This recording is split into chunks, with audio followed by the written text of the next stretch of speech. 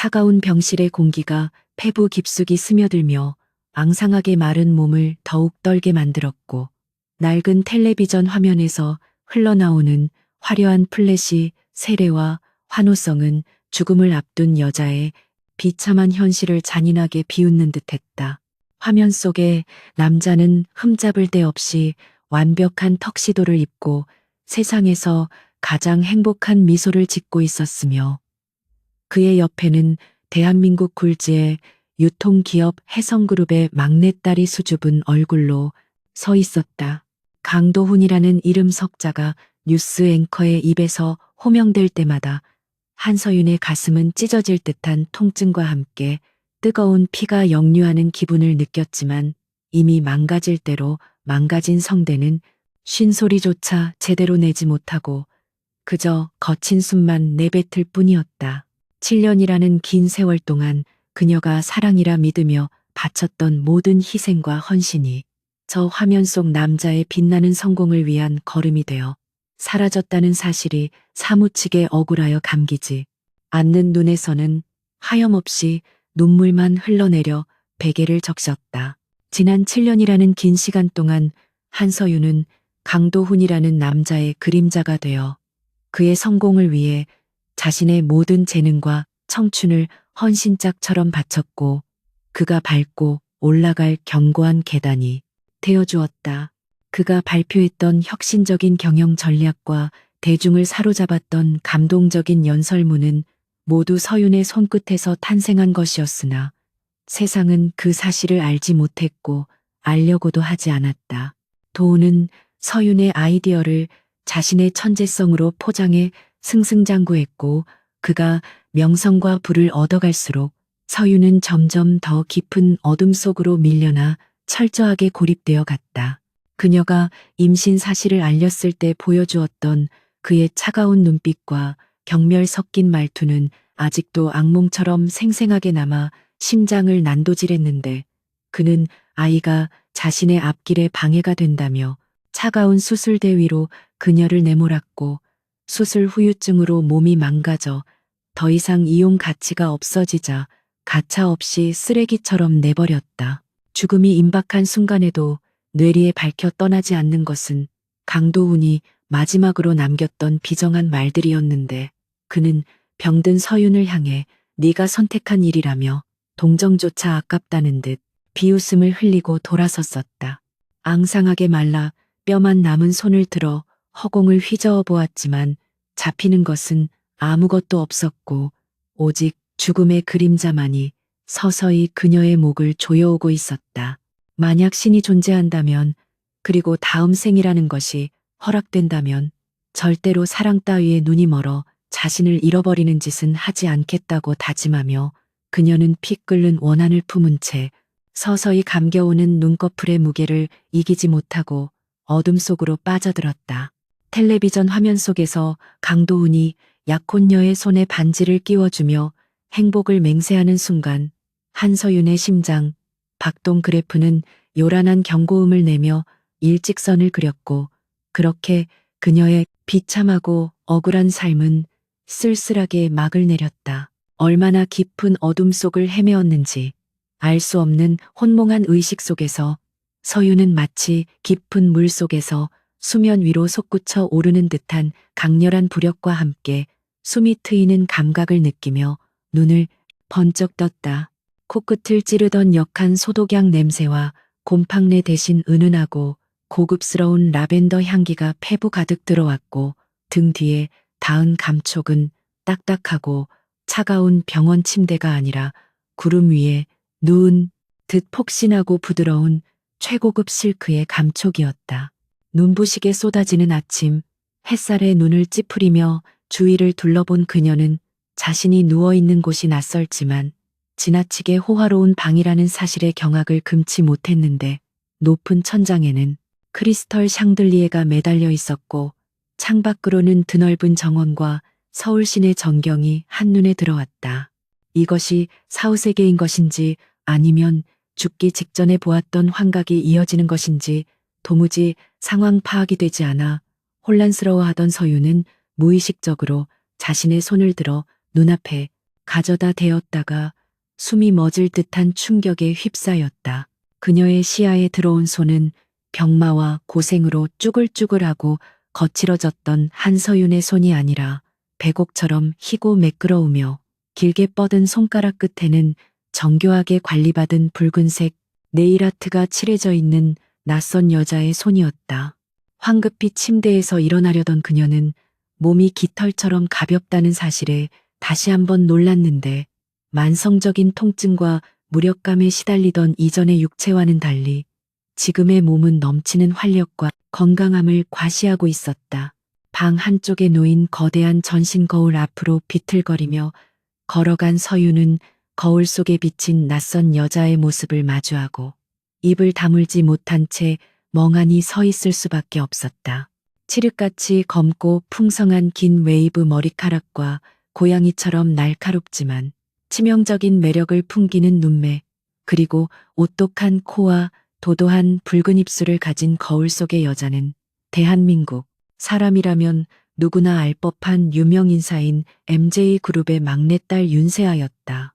혼란스러운 머릿속을 정리하기도 전에 노크 소리와 함께 방문이 조심스럽게 열리며 단정한 유니폼을 입은 중년의 메이드가 고개를 깊이 숙인 채 들어왔는데 그녀의 태도에는 단순한 존경을 넘어선 섞인 두려움이 묻어 있었다. 메이드는 쟁반에 따뜻한 차와 간단한 다과를 들고 들어와 탁자에 내려놓으며 아가씨께서 평소보다 늦게 일어나셔서 걱정했다는 말을 지극히 조심스러운 어조로 건넸다. 서유는 떨리는 목소리를 감추려 했으며 메이드에게 지금이 몇 년도 며칠인지를 물었고 메이드는 아가씨가 혹시 아직 잠이 덜 깬 것은 아닌지 의아해하면서도 공손하게 정확한 날짜를 읊어주었다. 그 날짜는 한서윤이 병원에서 쓸쓸하게 죽음을 맞이했던 그날로부터 정확히 1년이라는 시간이 흐른 뒤였고 이 충격적인 사실에 서윤은 현기증을 느끼며 소파에 주저앉아야만 했다. 자신이 죽은 뒤 1년이라는 시간이 흘렀고 그 영혼이 대한민국 재계 서열 1위인 MJ그룹의 악명 높은 상속녀 윤세아의 몸으로 들어왔다는 믿을 수 없는 현실을 받아들여야만 했다. 윤세아라는 여자는 재계에서 아름다운 외모만큼이나 잔혹하고 냉철한 성격으로 유명했는데 그녀는 자신의 이익을 위해서라면 수단과 방법을 가리지 않고 경쟁자들을 짓밟는 냉혈한으로 불리며 사교계의 마녀라는 별명까지 가지고 있었다. 서유는 천천히 호흡을 가다듬으며 침대 옆 협탁에 놓인 최신형 스마트폰을 집어들어 떨리는 손가락으로 검색창에 강도훈의 이름을 입력했고 곧이어 화면 가득 채워지는 기사들은 그녀의 분노를 다시금 끌어오르게 만들었다. 강도훈은 지난 1년 사이 해성그룹과의 파혼설이 돌기도 했으나 여전히 승승장구하며 벤처업계의 신화적인 존재로 추앙받고 있었고 최근에는 MJ그룹과의 대규모 합작 프로젝트를 따내기 위해 혈안이 되어 있다는 기사가 메인을 장식하고 있었다. 그가 자신을 희생양 삼아 쌓아 올린 명성 위에서 여전히 뻔뻔하게 웃고 있다는 사실은 서윤의 가슴 깊은 곳에 묻어두었던 복수심에 기름을 붓는 격이었다. 거울 속의 윤세아, 아니 이제는 윤세아로서 살아가게 된 한서윤은 거울을 노려보며 차갑게 식어가는 눈빛으로 자신의 새로운 모습을 꼼꼼하게 뜯어보았다. 과거의 한서윤은 가진 것 없고 배경 없는 고아 출신이라 강도훈에게 이용당하고 버림받을 수밖에 없었지만 지금의 윤세아는 대한민국 최고의 재벌가 막내딸이자 막대한 자본과 권력을 손에 쥐고 있는 존재였다. 신이 그녀에게 기회를 준 것이라면 이것은 단순한 환생이 아니라 억울하게 죽어간 한서윤을 대신해 그 파렴치한 배신자를 단죄하라는 명백한 계시임이 틀림없었다. 그녀는 거울 속 자신의 눈동자를 바라보며 입가에 서늘하고 섬뜩한 미소를 지어 보였는데 그것은 과거에 순진하고 멍청했던 한서윤은 죽었으며 이제부터 시작될 피해 복수극을 예고하는 신호탄과도 같았다. 그녀는 옷장을 열어 윤세아의 취향이 고스란히 반영된 화려하고 세련된 드레스들을 훑어보며 앞으로 자신이 연기해야 할 역할에 대해 빠르게 계산을 끝마쳤다. 윤세아는 기억상실증에 걸린 것처럼 행동해서는 안 되었으며 오히려 이전보다 더 독하고 치밀한 악녀가 되어 강도훈의 숨통을 서서히 조여가야만 했다. 메이드를 불러 오늘의 스케줄을 확인한 그녀는 오늘 저녁 MJ 호텔에서 열리는 대규모 자선 경매 행사에 참석해야 한다는 사실을 알게 되었고 참석자 명단에는 강도훈의 이름이 포함되어 있었다. 운명은 생각보다 빠르게 그들을 다시 만나게 할 작정인 듯했고 서유는 붉은색 립스틱을 입술에 바르며 거울 속의 자신에게 나지막이 속삭였다. 기다려 강도훈, 네가 그렇게 원하던 성공의 정점에서 가장 처참하게 바닥으로 추락하는 기분이 어떤 것인지 뼈저리게 느끼게 해줄 테니 MJ그룹의 본가 저택은 그 위용만큼이나 엄격하고 차가운 분위기가 감돌았지만 윤세아의 기억이 몸에 남아있는 덕분인지 아니면 본능적인 적응력인지 서유는 자연스럽게 그 공간을 지배하며 움직이기 시작했다. 복도를 지나가며 마주치는 고용인들은 그녀의 눈길만 닿아도 황급히 고개를 숙이며 길을 비켜주었고 그들의 태도에서 윤세아가 평소에 얼마나 위압적인 존재였는지를 다시 한번 실감할 수 있었다. 식당에 들어서자 윤세아의 아버지이자 MJ 이 그룹의 총수인 윤 회장이 신문을 보고 있었고 그녀의 오빠들은 각자의 사업 이야기에 열중하고 있었다. 서유는 긴장감으로 손에 땀이 맺혔지만 겉으로는 태연하게 윤 회장에게 아침 인사를 건네며 자리에 앉았고 윤 회장은 안경 너머로 딸을 흘깃보더니 오늘 저녁 행사에 실수 없이 다녀오라는 짧고 건조한 당부를 던졌다. 아침 식사 자리에서의 대화는 철저하게 비즈니스와 이익에 관한 것들 뿐이었고 가족 간의 따뜻한 정이라곤 찾아볼 수 없는 냉랭한 분위기였지만 서윤에게는 오히려 이런 환경이 감정을 숨기기에 더없이 완벽한 장소였다. 그녀는 식사를 하는 둥 마는 둥 하며 머릿속으로 오늘 저녁 강도훈을 만났을 때 어떤 표정을 지어야 할지 그리고 그에게 어떤 첫마디를 건네야 가장 효과적으로 그의 호기심과 탐욕을 자극할 수 있을지 시뮬레이션을 돌렸다. 강도훈은 권력과 돈 냄새를 누구보다 잘 맡는 하이에나 같은 인간이니 MJ그룹의 막내딸인 윤세아가 자신에게 관심을 보인다면 의심보다는 기회라고 생각하고 덥석 미끼를 물 것이 분명했다. 서유는 우아하게 커피잔을 내려놓으며 입가에 묻은 흔적을 냅킨으로 닦아내었고 그 동작 하나하나에는 이제 더 이상 누구에게도 휘둘리지 않겠다는 결연한 의지가 담겨 있었다. 준비를 마치고 저택을 나서는 그녀의 앞에는 윤세아 전용 최고급 리무진이 대기하고 있었고 운전기사는 정중하게 뒷문을 열어주며 그녀를 맞이했다. 차 안에 올라타 푹신한 가죽 시트에 몸을 기대고 창밖으로 스쳐 지나가는 서울의 풍경을 바라보며 서유는 1년 전 병실 창문 너머로 보았던 잿빛 하늘과는 너무나 다른 눈부시게 파란 하늘을 올려다보았다. 죽음의 문턱에서 돌아와 낯선 몸으로 살아가게 된 이 기적 같은 현실이 아직도 꿈만 같았지만 손바닥에 느껴지는 차가운 가죽의 감촉과 심장이 뛰는 소리는 이것이 명백한 현실임을 증명하고 있었다. 그녀는 핸드백 속에서 작은 수첩을 꺼내들었는데 그곳에는 7년간 강도훈을 위해 작성했던 수많은 아이디어와 기밀 정보들이 적혀 있는 것이 아니라 이제 그를 파멸시키기 위해 필요한 치명적인 약점들이 하나둘씩 기록될 예정이었다. 차가 행사장인 MJ 호텔에 도착하자 수많은 취재진이 몰려들어 플래시를 터뜨렸지만 서유는 눈 하나 깜빡하지 않고 당당한 걸음걸이로 레드 카펫을 밟으며 행사장 안으로 들어섰다. 화려한 조명과 값비싼 장식들로 꾸며진 연회장은 대한민국 상류층 인사들로 북적거리고 있었고 그들의 가식적인 웃음소리와 샴페인 잔이 부딪히는 소리가 공간을 가득 채우고 있었다. 그리고 그 인파 속에서 서윤의 시선은 마치 자석에 이끌리듯 단 한 사람에게 고정되었는데 그는 바로 1년 전 자신을 죽음으로 내몰았던 남자 강도훈이었다. 그는 여전히 사람 좋은 미소를 짓고 주변 사람들과 대화를 나누고 있었지만 서윤의 눈에는 그 미소 뒤에 감춰진 추악한 욕망과 비열함이 투명하게 비쳐 보였다. 심장이 터질 듯이 요동쳤지만 서윤은 깊은 숨을 내쉬며 표정을 차갑게 굳혔고 천천히 그러나 확실하게 그를 향해 걸음을 옮기기 시작했다. 강도훈은 자신의 등 뒤에서 다가오는 서늘한 기운을 감지하지 못한 채 눈앞에 있는 투자자에게 열을 올리며 자신의 사업 비전을 설명하고 있었고 그의 목소리는 여전히 자신감에 차 있었다.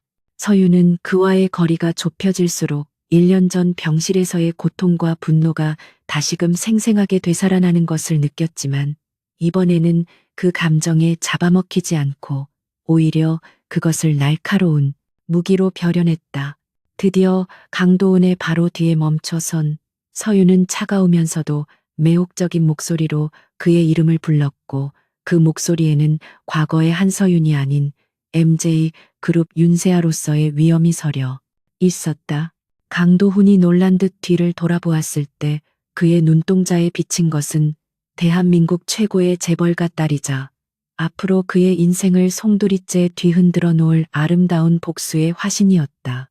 화려한 샹들리에가 쏟아내는 눈부신 빛이 호텔 연회장을 가득 메운 인파 위로 부서져 내렸고 최고급 샴페인의 달콤한 향기와 은은한 클래식 선율이 어우러져 대한민국 상류층들의 사교장을 더욱 몽환적인 분위기로 만들고 있었다.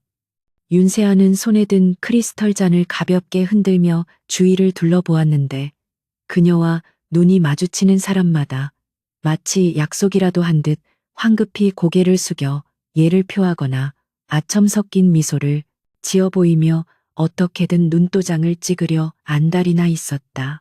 불과 1년 전까지만 해도 한서윤이라는 이름으로 살아갈 때는 상상조차 할 수 없었던 광경이었기에 그녀는 이 낯선 권력의 맛이 씁쓸하면서도 한편으로는 짜릿하게 느껴졌다.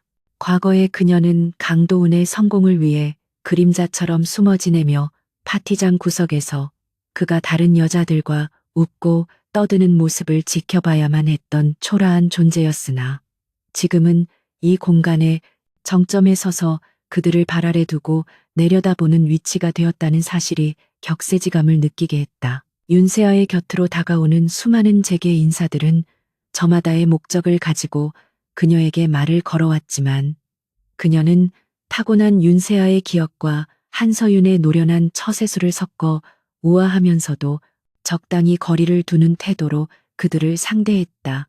그녀가 짓는 미소는 매혹적이었지만 그 눈동자 깊은 곳에는 누구도 쉽게 접근할 수 없는 차가운 벽이 세워져 있어 사람들은 그녀의 아름다움에 감탄하면서도 동시에 범접할 수 없는 위압감을 느끼며 물러서야 했다. 그녀는 의미 없는 대화들을 나누면서도 시선은 끊임없이 연회장 곳곳을 훑으며 오늘의 사냥감인 강도훈의 위치를 파악하는 데 집중하고 있었고 마치 먹잇감을 노리는 맹수처럼 조용하고 은밀하게 그의 동선을 추적하고 있었다. 그녀의 심장은 겉으로 보이는 평온함과는 달리 복수를 향한 열망으로 뜨겁게 요동치고 있었지만 차가운 이성은 그 어느 때보다 날카롭게 빛나고 있었다.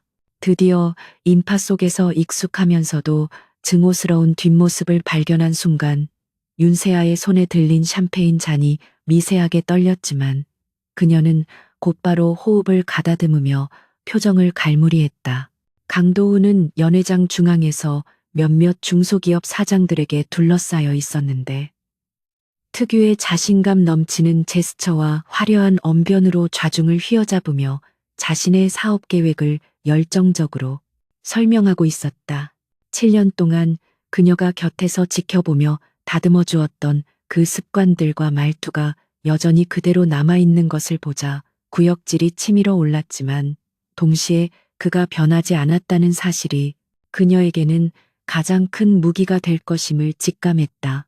그는 여전히 남들의 시선을 의식하며 자신의 거칠애에만 신경 쓰는 허영심 가득한 인간이었고, 그런 그의 약점은 윤세아의 손바닥 안에서 춤을 추게 될 것이 분명했다. 윤세아는 천천히 그러나 망설임 없는 발걸음으로 강도훈이 있는 곳을 향해 다가가기 시작했고, 그녀가 움직이자 마치 모세의 기적처럼 사람들이 양옆으로 길을 비켜주며 그녀에게 시선을 집중했다. 그녀의 등장에 대화에 열중하던 사람들의 목소리가 하나둘씩 잦아들었고, 이상한 낌새를 느낀 강도은 역시 하던 말을 멈추고 뒤를 돌아보았다가 그녀와 정면으로 마주치게 되었다.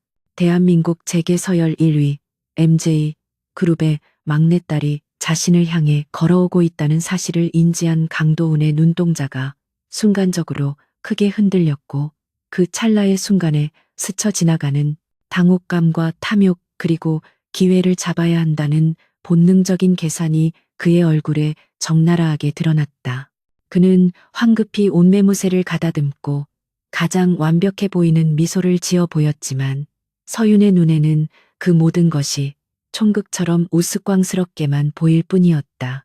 강도훈은 허리를 정중하게 숙이며 윤세아에게 인사를 건넸고, 그의 목소리는 지나칠 정도로 공손하고 부드러워 마치 충직한 신하가 여왕을 아련하는 듯한 착각을 불러일으킬 정도였다.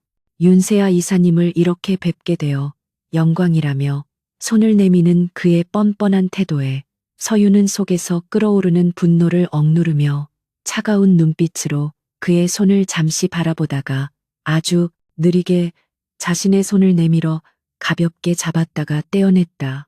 그녀의 손끝에 닿은 그의 체온은 끔찍할 정도로 익숙해서 소름이 돋았지만 그녀는 겉으로 내색하지 않고 붉은 입술을 열어 오만하고 도도한 목소리로 그에게 화답했다.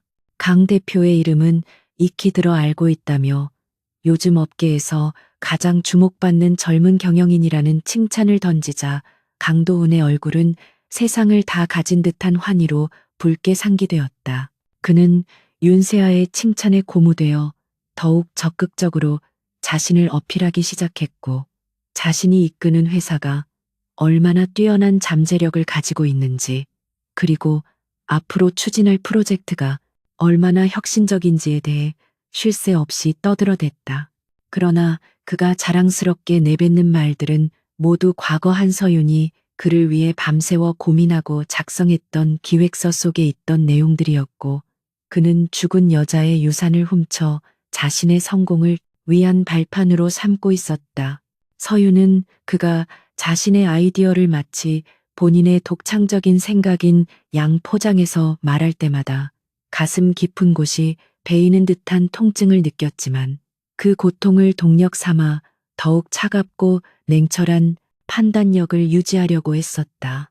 그녀는 지루하다는 듯 고개를 살짝 기울이며 듣는 척하다가 결정적인 순간에 날카로운 질문을 던져 그를 당황하게 만들거나 혹은 묘한 칭찬으로 그의 자만심을 부추기는 등 대화의 주도권을 완전히 장악해 나갔다. 윤세아는 샴페인 잔을 입가에 가져가며 짐짓 무심한 척 요즘 MJ그룹이 새로운 투자처를 찾고 있는데 마땅한 곳이 없어 고민이라며 은근슬쩍 미끼를 던졌다. 그 말을 들은 강도훈의 눈빛이 맹수처럼 번뜩였고, 그는 기회를 놓치지 않으려는 듯 침을 꿀꺽 삼키며 자신의 회사가 바로 MJ그룹이 찾던 최적의 파트너라고 열변을 토했다. 그는 현재 자금난에 시달리고 있다는 소문을 필사적으로 감추며 겉으로는 여유로운 척했지만 서윤은 그의 미세하게 떨리는 손끝과 초조한 눈빛에서 그가 얼마나 절박한 상황에 처해 있는지를 단박에 읽어낼 수 있었다. 그녀는 그의 절박함을 교묘하게 이용하기 위해 잠시 고민하는 척 연기를 하다가 그렇다면 한번 구체적인 제안서를 가져와 보라며 그에게 희망이라는 이름의 독이 든 성배를 건넸다. 그녀의 허락이 떨어지자 강도우는 연신 고개를 숙이며 감사를 표했고 반드시 이사님의 기대에 부응하는 완벽한 결과를 보여드리겠다며 호언장담했다. 윤세아는 그런 그를 보며 속으로 비릿한 조소를 흘렸는데 그가 준비해 올 제안서가 얼마나 허점투성이일지, 그리고 그것을 이용해 그를 어떻게 나락으로 떨어뜨릴지 이미 그녀의 머릿속에는 치밀한 시나리오가 완성되어 있었기 때문이었다.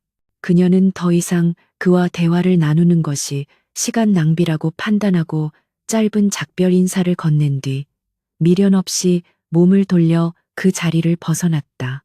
그녀의 등 뒤에서 강도운이 끈적한 시선으로 자신을 쫓고 있다는 것을 느끼며 그녀는 척추를 타고 오르는 불쾌감을 떨쳐내기 위해 어깨를 꼿꼿하게 폈고 마치 승리한 여장군처럼 당당한 걸음으로 연회장을 빠져나갔다. 호텔 로비로 내려온 윤세아는 대기하고 있던 리무진에 몸을 실었고 차문이 닫히고 외부와의 소음이 차단되자 비로소 참았던 숨을 길게 내쉬며 등받이에 깊숙이 몸을 기댔다. 긴장이 풀리면서 손끝이 차갑게 식어가는 것을 느꼈지만 그녀의 정신은 그 어느 때보다 맑고 또렷하게 깨어 있었으며 차창 밖으로 빠르게 지나가는 서울의 야경을 바라보며 복수의 다음 단계를 구상했다. 강도운이 미끼를 물었으니 이제 그를 서서히 끌어올려 가장 높은 곳에서 떨어뜨리는 일만 남았고 그 과정에서 그가 느낄 절망과 고통을 상상하자 입가에 서늘한 미소가 번졌다.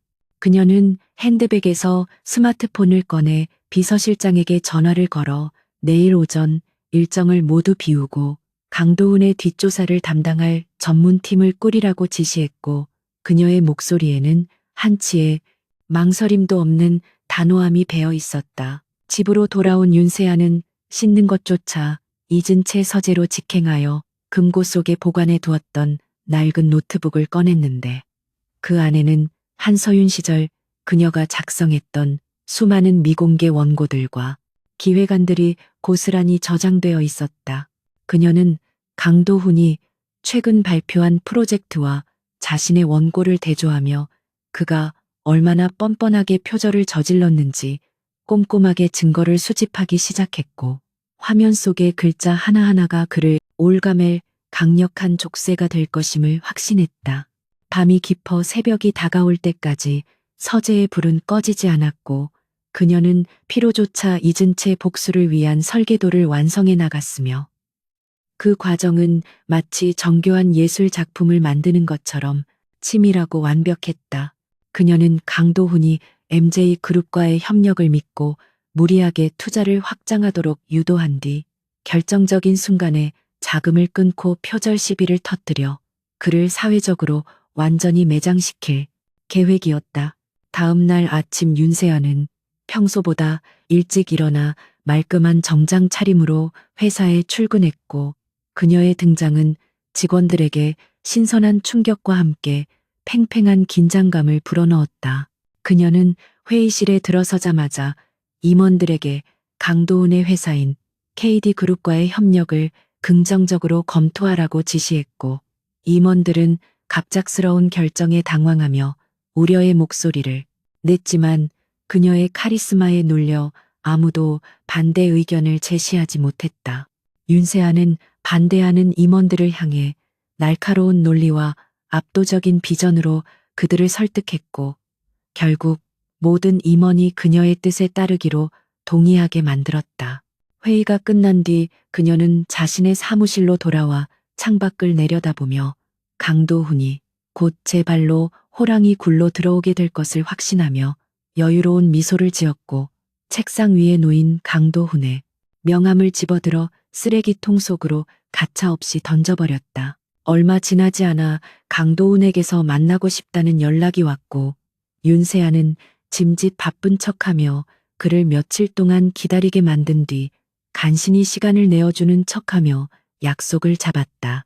그녀는 그를 만나는 장소를 자신의 홈그라운드인 MJ그룹 본사 회의실로 정했고 그곳에서 그를 철저하게 압박하고 조종할 계획이었다. 약속 당일 강도훈은 잔뜩 긴장한 표정으로 회의실에 나타났고 윤세아는 상석에 앉아 그를 내려다보며 거만한 태도로 그를 맞이했는데 그 모습은 마치 심판자가 죄인을 신문하는 것과 같은 분위기를 자아냈다. 강도우는 준비해온 제안서를 떨리는 손으로 내밀며 설명을 시작했고 윤세아는 팔짱을 낀 채 그의 말을 경청하는 척하다가 가끔씩 날카로운 질문을 던져 그를 땀 흘리게 만들었다.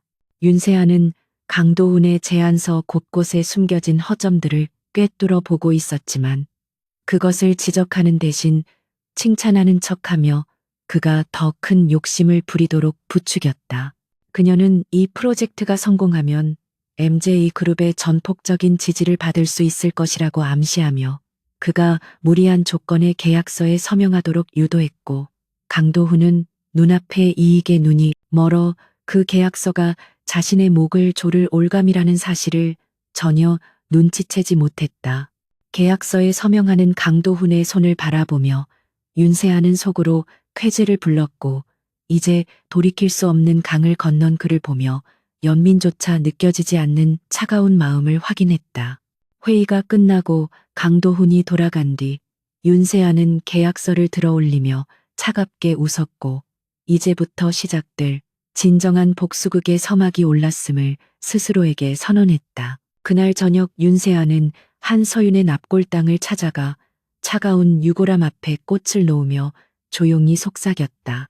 조금만 기다려 네가 겪었던 그 끔찍한 고통을 그자에게 수천 배 수만 배로 돌려줄 테니 이제 편안하게 지켜보라고. 그녀의 눈에서 흐르는 눈물은 슬픔이 아니라 분노와 결의가 응축된 결정체였고 그녀는 납골당을 나서며 다시는 울지 않겠다고 다짐했다.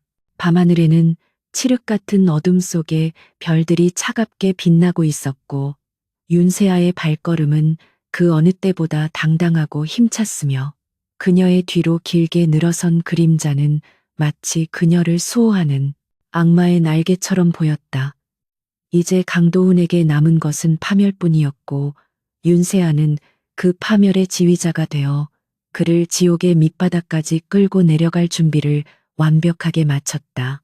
며칠 후 강도훈은 MJ 그룹과의 계약 성사 소식을 언론에 대대적으로 알리며 주가를 끌어올리는 데 성공했고 세상은 그를 젊은 영웅이라 칭송하며 떠들썩하게 반응했다. 그러나 그 화려한 스포트라이트 뒤편에서 윤세아는 조용히 다음 카드를 만지작거리고 있었는데 그것은 바로 강도훈의 회사 내부 비리를 폭로할 내부 고발자를 포섭하는 일이었다. 그녀는 이미 강도훈에게 불만을 품고 있는 전직 비서를 찾아내 막대한 보상을 약속하며 협력을 구해놓은 상태였고 그 비서의 손에는 강도훈의 탈세와 횡령을 입증할 결정적인 증거들이 쥐어져 있었다. 윤세아는 텔레비전 화면 속에서 환하게 웃고 있는 강도훈을 바라보며 와인잔을 기울였고 그 붉은 액체는 마치 그가 흘리게 될 피눈물처럼 섬뜩하게 찰랑거렸다. 모든 것이 계획대로 흘러가고 있었지만 윤세아는 방심하지 않고 더욱 고삐를 죄며 강도훈의 숨통을 조여갔고 그가 가장 행복해하는 순간에 가장 비참한 소식을 전해주기 위해 타이밍을 계산했다.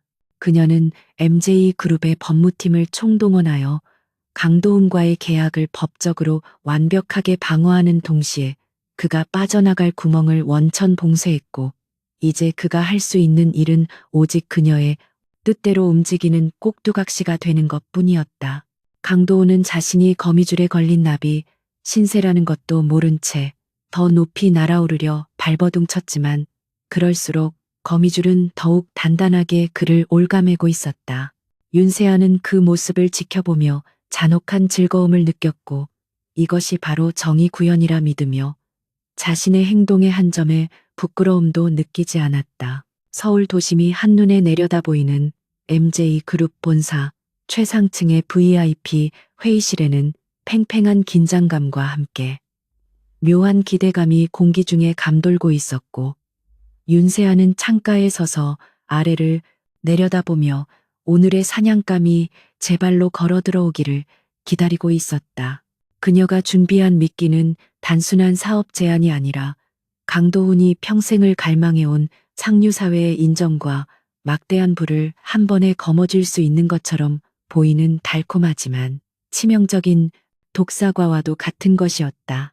강도훈은 최근 혜성그룹 회장의 신임을 얻기 위해 무리하게 사업을 확장하다가 자금난에 봉착해 있었고, 약혼 여인 혜성그룹 딸과의 결혼을 앞두고 자신의 능력을 증명해 보여야 한다는 강박관념에 시달리고 있다는 사실을 윤세아는 이미 파악하고 있었다. 그녀는 테이블 위에 놓인 두툼한 계약서를 손끝으로 톡톡 두드리며 입가에 서늘한 미소를 지었고, 이 종이 뭉치가 곧 강도훈의 목을 조르는 교수대가 될 것임을 확신하며 차분하게 호흡을 가다듬었다. 약속 시간이 되자 회의실 문이 열리고 강도훈이 수행비서들을 대동한 채 자신만만한 표정으로 들어왔는데, 그의 얼굴에는 긴장감보다는 MJ그룹과 손을 잡게 되었다는 흥분과 자부심이 역력하게 드러나 있었다. 그는 윤세아를 보자마자 환한 미소를 지으며 다가와 정중하게 악수를 청했고, 윤세아는 자리에서 일어나 우아하게 그를 맞이하면서도 속으로는 그의 가식적인 태도의 구역질이 치밀어 오르는 것을 억지로 참아야 했다. 강도훈은 자신이 윤세아와 동등한 파트너로서 이 자리에 섰다고 착각하고 있었지만, 사실 그는 거미줄에 걸린 파리 신세에 불과했고, 윤세아는 그가 안심하고 경계를 풀 수 있도록 부드러운 목소리로 그를 칭찬하며 분위기를 주도해 나갔다. 그녀는 강도훈에게 최고급 차를 대접하며 사적인 대화를 몇 마디 나누는 척하다가 자연스럽게 본론으로 들어가 그가 거절할 수 없는 제안을 꺼내놓기 시작했다. 윤세아가 제안한 프로젝트는 서울 강남의 노른자위 땅에 거대한 예술 복합 단지를 건설하는 이른바 아트밸리 조성 사업이었는데, 이는 단순한 건설업을 넘어 문화와 예술 그리고 상업이 결합된 대한민국 랜드마크를 만드는 대규모 프로젝트였다. 그녀는 강도훈에게 이 사업의 총괄 기획과 시공을 맡기고 싶다는 의사를 내비치며, 이것이 성공할 경우 그가 얻게 될 천문학적인 수익과 명예에 대해 구체적인 수치를 제시하며 유혹했다. 강도훈의 눈동자는 윤세아가 제시하는 청사진을 볼 때마다 탐욕으로 번들거렸고, 그는 이미 머릿속으로 완성된 아트밸리의 중앙에 서서 사람들의 환호를 받는 자신의 모습을 상상하며 황홀경에 빠져들고 있었다. 그는 이 프로젝트가 자신의 경력의 정점을 찍어줄 것이며, 장인어른이 될 혜성그룹 회장에게도 당당하게 인정받을 수 있는 절호의 기회라고 판단하고 흥분을 감추지 못했다. 하지만 윤세아는 그에게 장밋빛 미래만을 보여준 것이 아니었는데, 그녀는 MJ그룹이 부지 제공과 인허가 문제를 해결하는 대신 막대한 초기 자금 조달과 책임 시공은 강도훈의 회사인 KD그룹이 맡아야 한다는 조건을 내걸었다. 이는 겉보기에는 합리적인 역할 분담처럼 보였지만 실상은 모든 리스크를 강도훈에게 떠넘기는 구조였으며, 만약 공사가 지연되거나 문제가 발생할 경우 그 책임은 전적으로 강도훈이 져야 하는 위험한 도박이었다. 그러나 윤세아는 강도훈이 자신의 능력을 과신하고 있으며 눈앞의 이익에 눈이 멀어 위험 요소를 제대로 파악하지 못할 것이라는 점을 간파하고 있었기에 태연하게 말을 이어갔다. 그녀는 강도훈의 자존심을 살살 긁으며 강 대표님 정도의 능력이라면 이 정도 규모의 프로젝트는 식은 죽먹기가 아니겠냐며 그를 추켜 세웠고, 예상대로 강도훈은 허세를 부리며 자신감을 드러냈다. 강도훈은 7년 동안 한서윤이 곁에서 모든 위험을 분석해주고 대안을 마련해 주었기에 지금껏 실패를 모르고 살아왔지만, 이제 그에게는 충고해줄 사람도 브레이크를 걸어줄 사람도 없다는 사실을 망각하고 있었다. 그는 윤세아가 내민 계약서를 받아들고 짐짓 꼼꼼하게 살펴보는 척했지만 깨알 같은 글씨로 적힌 수백 페이지의 조항들을 제대로 읽을 리 만무했고 그저 중요한 숫자들과 수익, 배분율에만 시선을 고정시켰다. 윤세아는 과거 연인 시절 그가 복잡한 서류 읽기를 싫어해서 항상 자신에게 요약을 부탁하곤 했던 습관을 정확히 기억하고 있었기에 가장 치명적인 독소 조항들을 계약서의 부록과 참고 조항 깊숙한 곳에 숨겨놓았다. 그 조항들에는 공기지원 시 배상금이 투자금의 3배에 달한다는 내용과 담보로 제공된 KD그룹의 주식 전량을 MJ그룹이 인수할 수 있다는 내용이 포함되어 있었지만 강도훈은 그것을 전혀 눈치채지 못했다. 윤세아는 강도훈이 계약서를 대충 훑어보는 것을 지켜보며 비서에게 눈짓을 했고 비서는 미리 준비해둔 샴페인을 따르며 분위기를 더욱 화기애애하게 만들어서 강도훈이 판단력을 흐리게 했다. 그녀는 지금 이 계약이 성사되면 MJ그룹의 전폭적인 지원 아래 KD그룹이 재계식 위권 안으로 도약할 수 있을 것이라는 달콤한 말로 그를 재촉했고 강도훈은 이미 승리에 도취되어 이성을 잃어가고 있었다. 그는 자신의 변호사에게 계약서를 검토하라고 넘겼지만 윤세아는 이미 그 변호사마저도 미리 손을 써서 매수해 놓은 상태였기에 변호사는 형식적인 검토만 하는 신용을 하며 문제가 없다는 사인을 보냈다. 모든 상황이 완벽하게 강도훈을 함정으로 몰아넣고 있었고 그는 자신의 무덤을 파는 줄도 모른 채 펜을 들어 계약서의 서명란에 자신의 이름을 휘갈겨 쓰기 시작했다.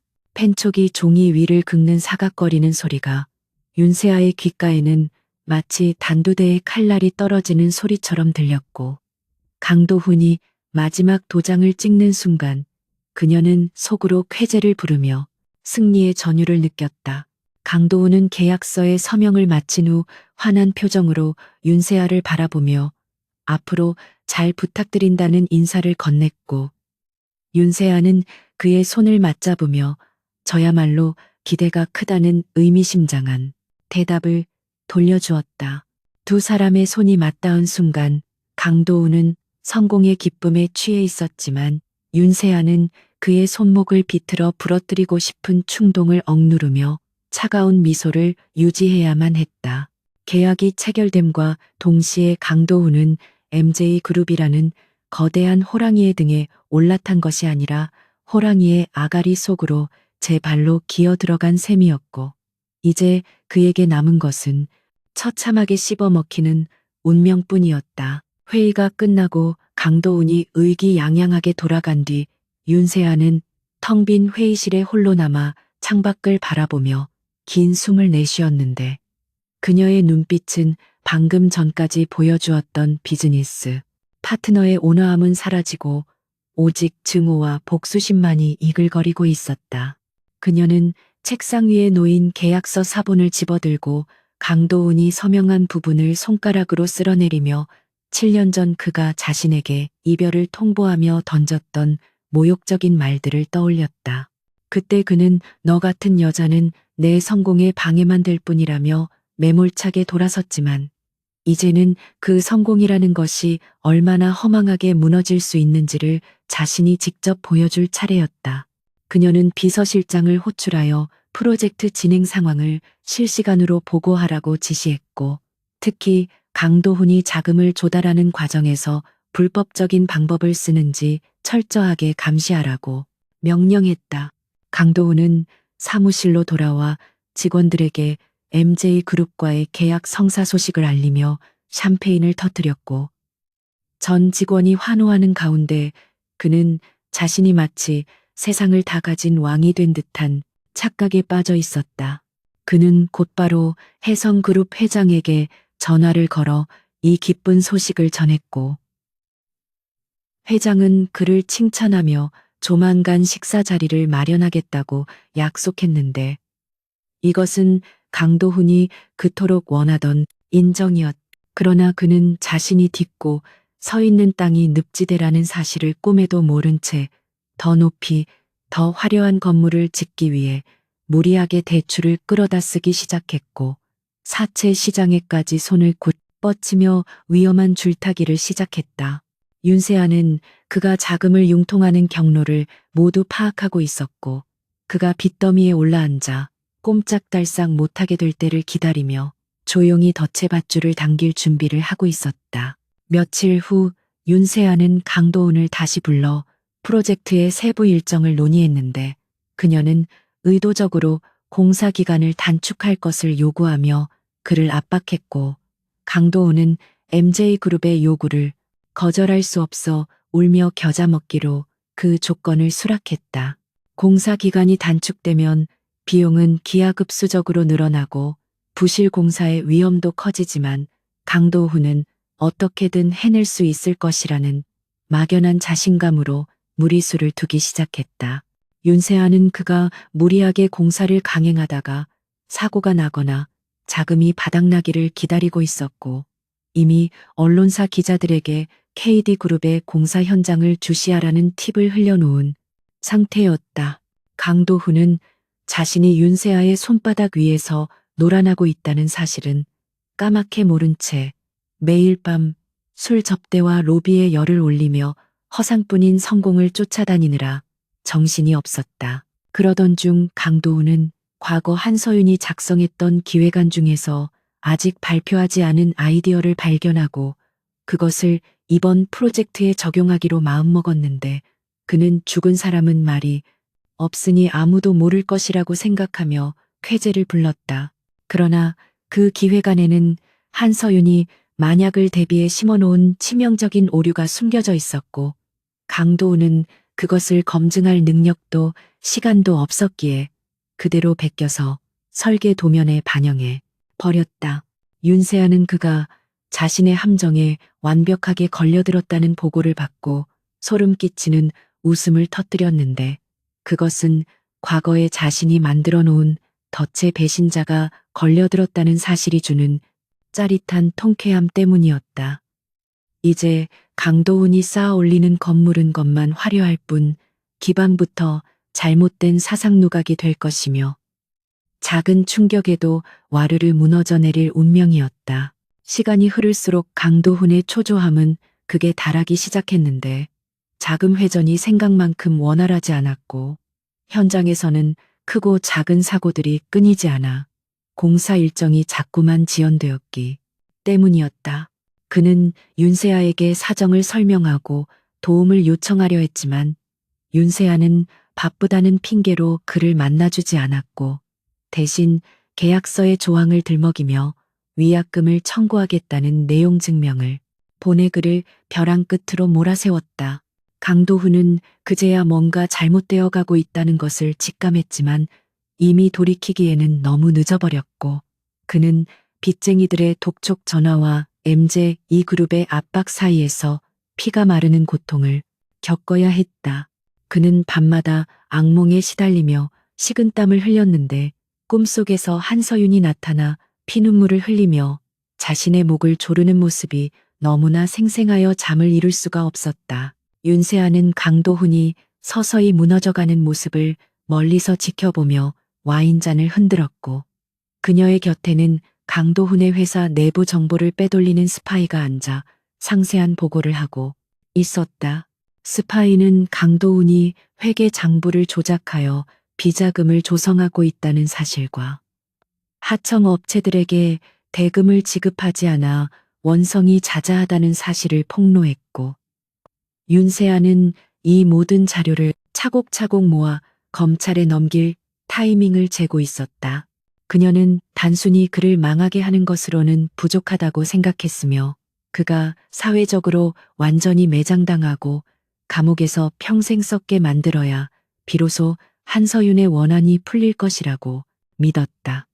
그녀는 스파이에게 두둑한 보상금을 건네며 계속해서 감시를 게을리하지 말라고 당부했고, 스파이는 윤세아의 차가운 눈빛에 압도되어 충성을 맹세하며 물러갔다. 이제 곧 아트밸리의 기공식이 열릴 예정이었고, 윤세아는 그날을 강도훈의 몰락이 시작되는 디데이로 잡고 만반의 준비를 갖추었는데, 그녀는 그날 수많은 기자들과 정재계 인사들 앞에서 강도훈의 추악한 실체를 낱낱이 까발릴 계획이었다.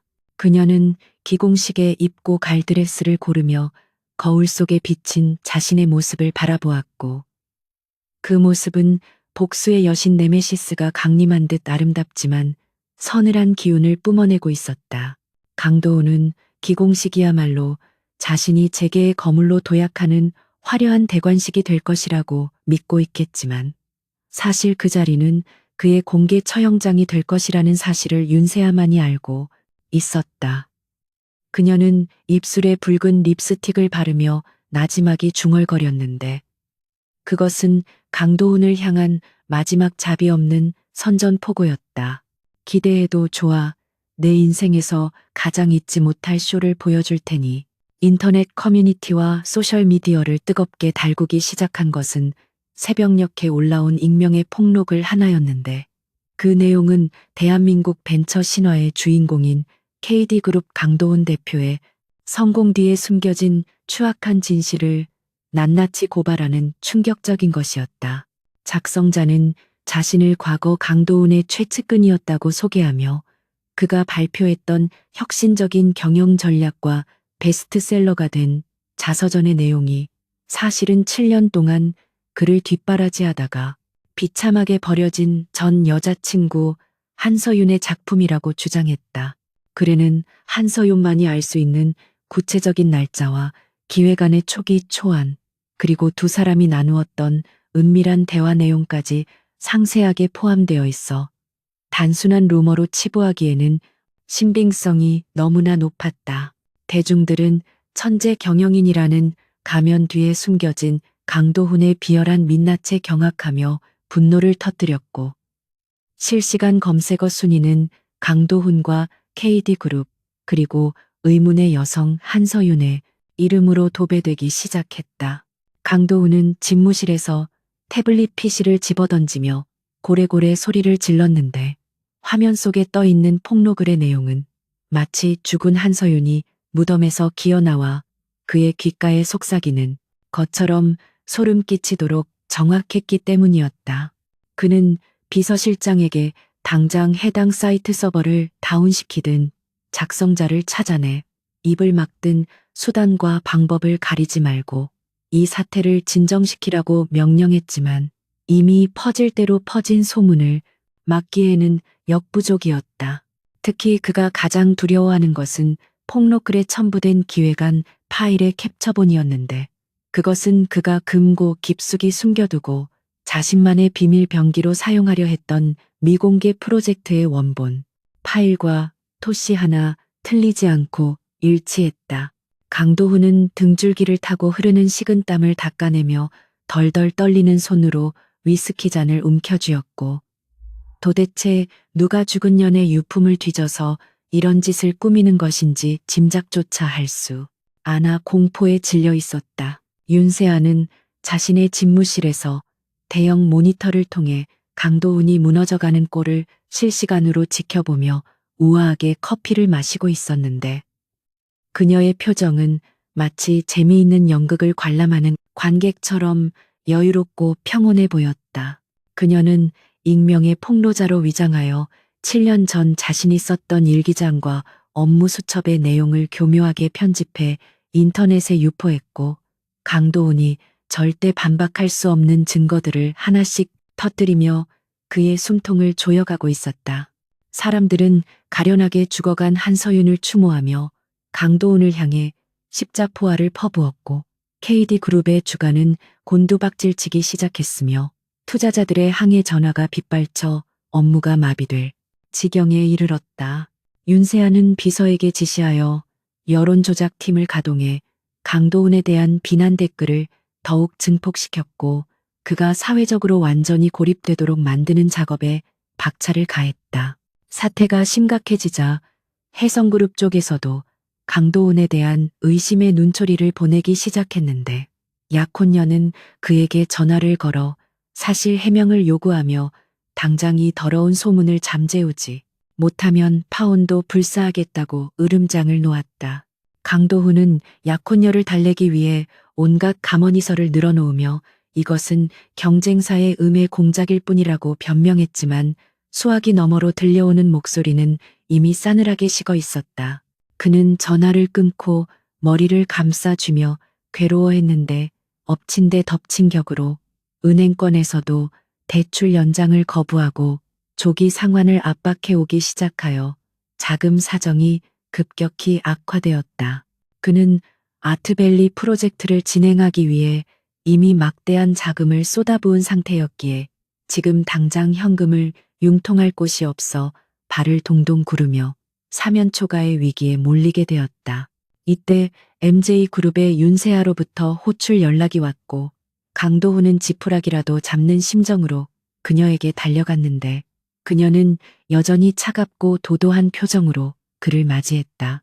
윤세아는 탁자 위에 놓인 신문을 가리키며 MJ그룹은 이미지와 신뢰를 생명처럼 여기는 기업인데 파트너사인 KD그룹이 이런 불미스러운 표절 시비와 추문에 휩싸인 것은 매우 유감이라고 말했다. 그녀의 목소리에는 실망감과 경멸이 담겨 있었고 강도훈은 쥐구멍이라도 찾고 싶은 심정으로 고개를 숙이며 반드시 진상을 규명하고 사태를 해결하겠다고 빌다시피 말했다. 윤세아는 차가운 눈빛으로 그를 쏘아보며 계약서상의 품위 유지 위반 조항을 들어 계약 해지와 손해배상을 청구할 수도 있다는 경고를 날렸고 강도훈은 사색이 되어 무릎이라도 꿇을 기세로 매달렸다. 윤세아는 짐짓 고민하는 척하다가 강도훈에게 한 가지 제안을 했는데 그것은 당장 급한 불을 끄기 위해 MJ그룹이 지정하는 사모펀드로부터 긴급 자금을 수혈받으라는 것이었다. 그녀는 그 펀드가 MJ그룹과 특수관계에 있는 곳이라며 까다로운 심사 없이 자금을 빌려줄 수 있지만 이자는 시중금리보다 훨씬 높을 것이라고 덧붙였다. 강도훈은 이자가 높다는 말에 잠시 망설였지만 당장 내일 도래하는 어음을 막지 못하면 부도 처리가 될 상황이었기에 다른 선택의 여지가 없었다. 그는 윤세아가 내민 독배를 구명줄이라 착각하고 덥석 받아들였고 떨리는 손으로 사모펀드 대출 계약서에 서명하며 안도의 한숨을 내쉬었지만 그것은 그를 영원한 빚의 노예로 전락시키는 노예 문서나 다름없었다. 사무실로 돌아온 강도훈은 극심한 스트레스와 피로로 인해 헛것을 보기 시작했는데 텅 빈 복도 끝에서 긴 머리의 여자가 자신을 노려보고 서 있는 듯한 환영에 시달렸다. 그는 비명을 지르며 비서를 불렀지만 비서는 아무도 없다고 대답했고 강도훈은 자신의 정신이 붕괴되고 있다는 공포감에 휩싸여 신경 안정제를 털어넣었다. 그가 약 기운에 취해 소파에 누워 있을 때 책상 위에 노트북 화면이 저절로 켜지며 한서윤이 생전에 즐겨 듣던 노래가 흘러나왔고 그는 소스라치게 놀라 노트북을 바닥에 내동댕이 쳤다. 이것은 윤세아가 해커를 고용해 강도훈의 컴퓨터를 원격으로 조작한 것이었지만 강도훈은 죽은 한서윤의 원혼이 자신을 괴롭히고 있다고 굳게 믿으며 미신에 의존하려는 나약한 모습을 보이기 시작했다. 강도훈은 용하다는 무당을 수소문하여 구슬하고 부적을 붙이며 악령을 쫓아내려 안간힘을 썼지만 밤마다 들려오는 여자의 울음소리와 환청은 멈추지 않고 그를 괴롭혔다. 사실 그 소리들은 윤세아가 매수한 강도훈의 운전기사와 가사 도우미가 집 안 곳곳에 설치해둔 소형 스피커를 통해 흘려보내는 정교한 조작된 음향 효과였다. 강도훈은 점점 더 피폐해져 갔고 눈밑은 퀭하게 들어갔으며 누구도 믿지 못하는 편집증 증세를 보이며 직원들에게 걸핏하면 화를 내고 물건을 집어던지는 폭군으로 변해갔다. 그의 이런 기행은 실시간으로 증권가 찌라시를 통해 퍼져나갔고 투자자들은 KD그룹의 오너리스크를 우려하여 앞다퉈 자금을 회수하기 시작했다. 한편 윤세아는 강도훈을 더욱 궁지로 몰아넣기 위해 두 번째 폭탄을 터뜨릴 준비를 했는데 그것은 바로 7년 전 강도훈이 한서윤을 강제로 낙태시키고 병원에 유기했다는 증거, 자료였다. 그녀는 당시 병원 기록과 간호사의 증언을 확보하여 언론에 제보했고 이 뉴스가 보도되자마자 대한민국 전체가 충격과 분노에 휩싸였다. 강도훈은 단순한 표절범을 넘어 인면수심에 파렴치한 범죄자로 낙인 찍혔고 혜성그룹은 즉각적으로 파혼을 공식 발표하며 그와의 모든 관계를 끊어버렸다. 강도훈은 텔레비전 뉴스에서 자신의 얼굴이 모자이크도 없이 범죄자로 보도되는 것을 멍하니 바라보며 손에 들고 있던 술병을 놓쳤고 바닥에 깨진 유리 조각들이 그의 산산조각 난 인생을 대변해 주는 듯했다. 모든 것을 잃을 위기에 처한 강도훈은 마지막으로 윤세아에게 매달리기 위해 그녀의 집무실을 찾았지만 경호원들에게 문전박대를 당하며 쫓겨나는 수모를 겪어야 했다. 그는 비를 맞으며 MJ그룹 사옥 앞에 서서 윤세아를 만나게 해달라고 고함을 질렀지만 지나가는 사람들은 그를 미치광이 취급하며 손가락질할 뿐이었다. 윤세아는 고층 창문 너머로 비에 젖은 생쥐, 꼴이 된 강도훈을 내려다보며 차가운 비소를 흘렸고 이제 그에게 남은 것은 파멸뿐이라는 사실을 다시 한번 확인시켜 주었다. 그녀는 전화기를 들어 강도훈에게 돈을 빌려준 사모펀드 측에 연락하여 당장 채권 추심을 시작하라고 지시했고 그 명령은 강도훈에게 내려진 사형 선고나 마찬가지였다. 강도훈은 빚쟁이들에게 쫓겨 도망자 신세가 되었고 호화롭던 펜트하우스와 고급 승용차는 모두 압류당하여 경매에 넘어갔으며 그는 허름한 모텔방을 전전하며 술로 하루하루를 버티는 처량한 신세로 전락했다. 그는 술에 취해 잠들 때마다 꿈속에서 한서윤이 나타나 왜 나를 죽였냐고 울부짖는 악몽에 시달렸고 깨어나면 공포와 죄책감에 몸서리치며 허공을 향해 잘못했다고 빌었다. 하지만 그의 사과는 너무 늦었고 진심이 담겨 있지도 않았으며 단지 현재의 고통에서 벗어나고 싶은 비겁한 변명에 불과했다. 윤세아는 탐정을 고용하여 강도훈의 일거수일투족을 감시하고 있었고 그가 바닥까지 떨어져 짐승처럼 울부짖는 모습을 사진과 영상으로 보고받으며 냉혹한 만족감을 느꼈다. 그러던 어느 날 강도훈은 모텔방에서 윤세아로부터 온 우편물을 받았는데 그 안에는 MJ그룹이 주최하는 자선 파티 초대장이 들어 있었다. 초대장 뒷면에는 마지막 기회를 줄 테니 제발로 찾아와 죄를 고백하라는 윤세아의 친필 메모가 적혀 있었고 강도훈은 이것이 함정일지도 모른다는 의심을 하면서도 벼랑 끝에 몰린 심정으로 그 초대에 응할 수밖에 없었다. 그는 구겨진 양복을 대충 다려 입고 떨리는 손으로 면도를 하며 거울 속에 비친 자신의 초췌한 얼굴을 바라보았는데 7년 전 한서윤을 버리고 성공을 향해 달려가던 패기 넘치던 청년의 모습은 온데간데 없고 늙고 병든 폐잔병만이 남아 있었다. 그는 비틀거리는 걸음으로 파티장을 향해 출발했고 그의 뒷모습은 도살장으로 끌려가는 소처럼 무력하고 처참해 보였다. 파티장에 도착한 강도훈은 화려한 조명과 사람들의 시선이 두려워 구석에 숨어 있었지만 윤세아는 단번에 그를 찾아내어 무대 중앙으로 불러냈다. 그녀는 마이크를 잡고 사람들 앞에서 강도훈을 소개하며 그가 과거의 잘못을 뉘우치고 속죄하기 위해 이 자리에 나왔다고 거짓 포장을 했고 강도훈은 당황하여 어쩔 줄 몰라 했다.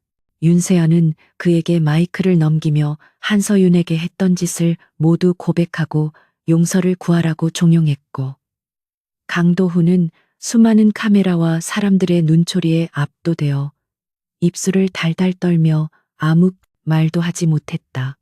그 순간 파티장 대형 스크린에는 강도훈이 한서윤을 폭행하고 협박했던 과거의 영상이 재생되었고 장례는 순식간에 아수라장이 되었다. 사람들은 강도훈을 향해 야유를 퍼붓고 쓰레기를 던지며 분노를 표출했고 강도우는 무대 위에서 쥐구멍이라도 찾고 싶은 심정으로 얼굴을 감싸 쥐고 주저앉았다.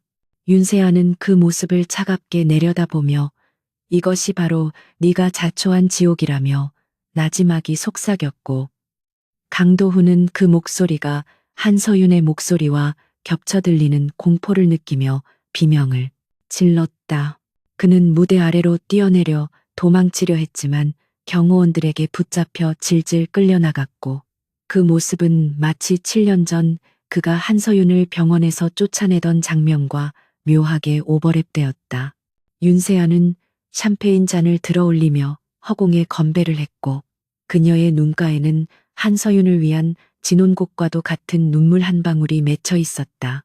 강도훈이 끌려나간 뒤 파티장은 다시 평온을 되찾았지만 사람들의 입방아에는 강도훈의 추악한 범죄 행각이 계속해서 오르내렸고, 그는 이제 재기가 불가능한 사회적 시체나 다름없었다.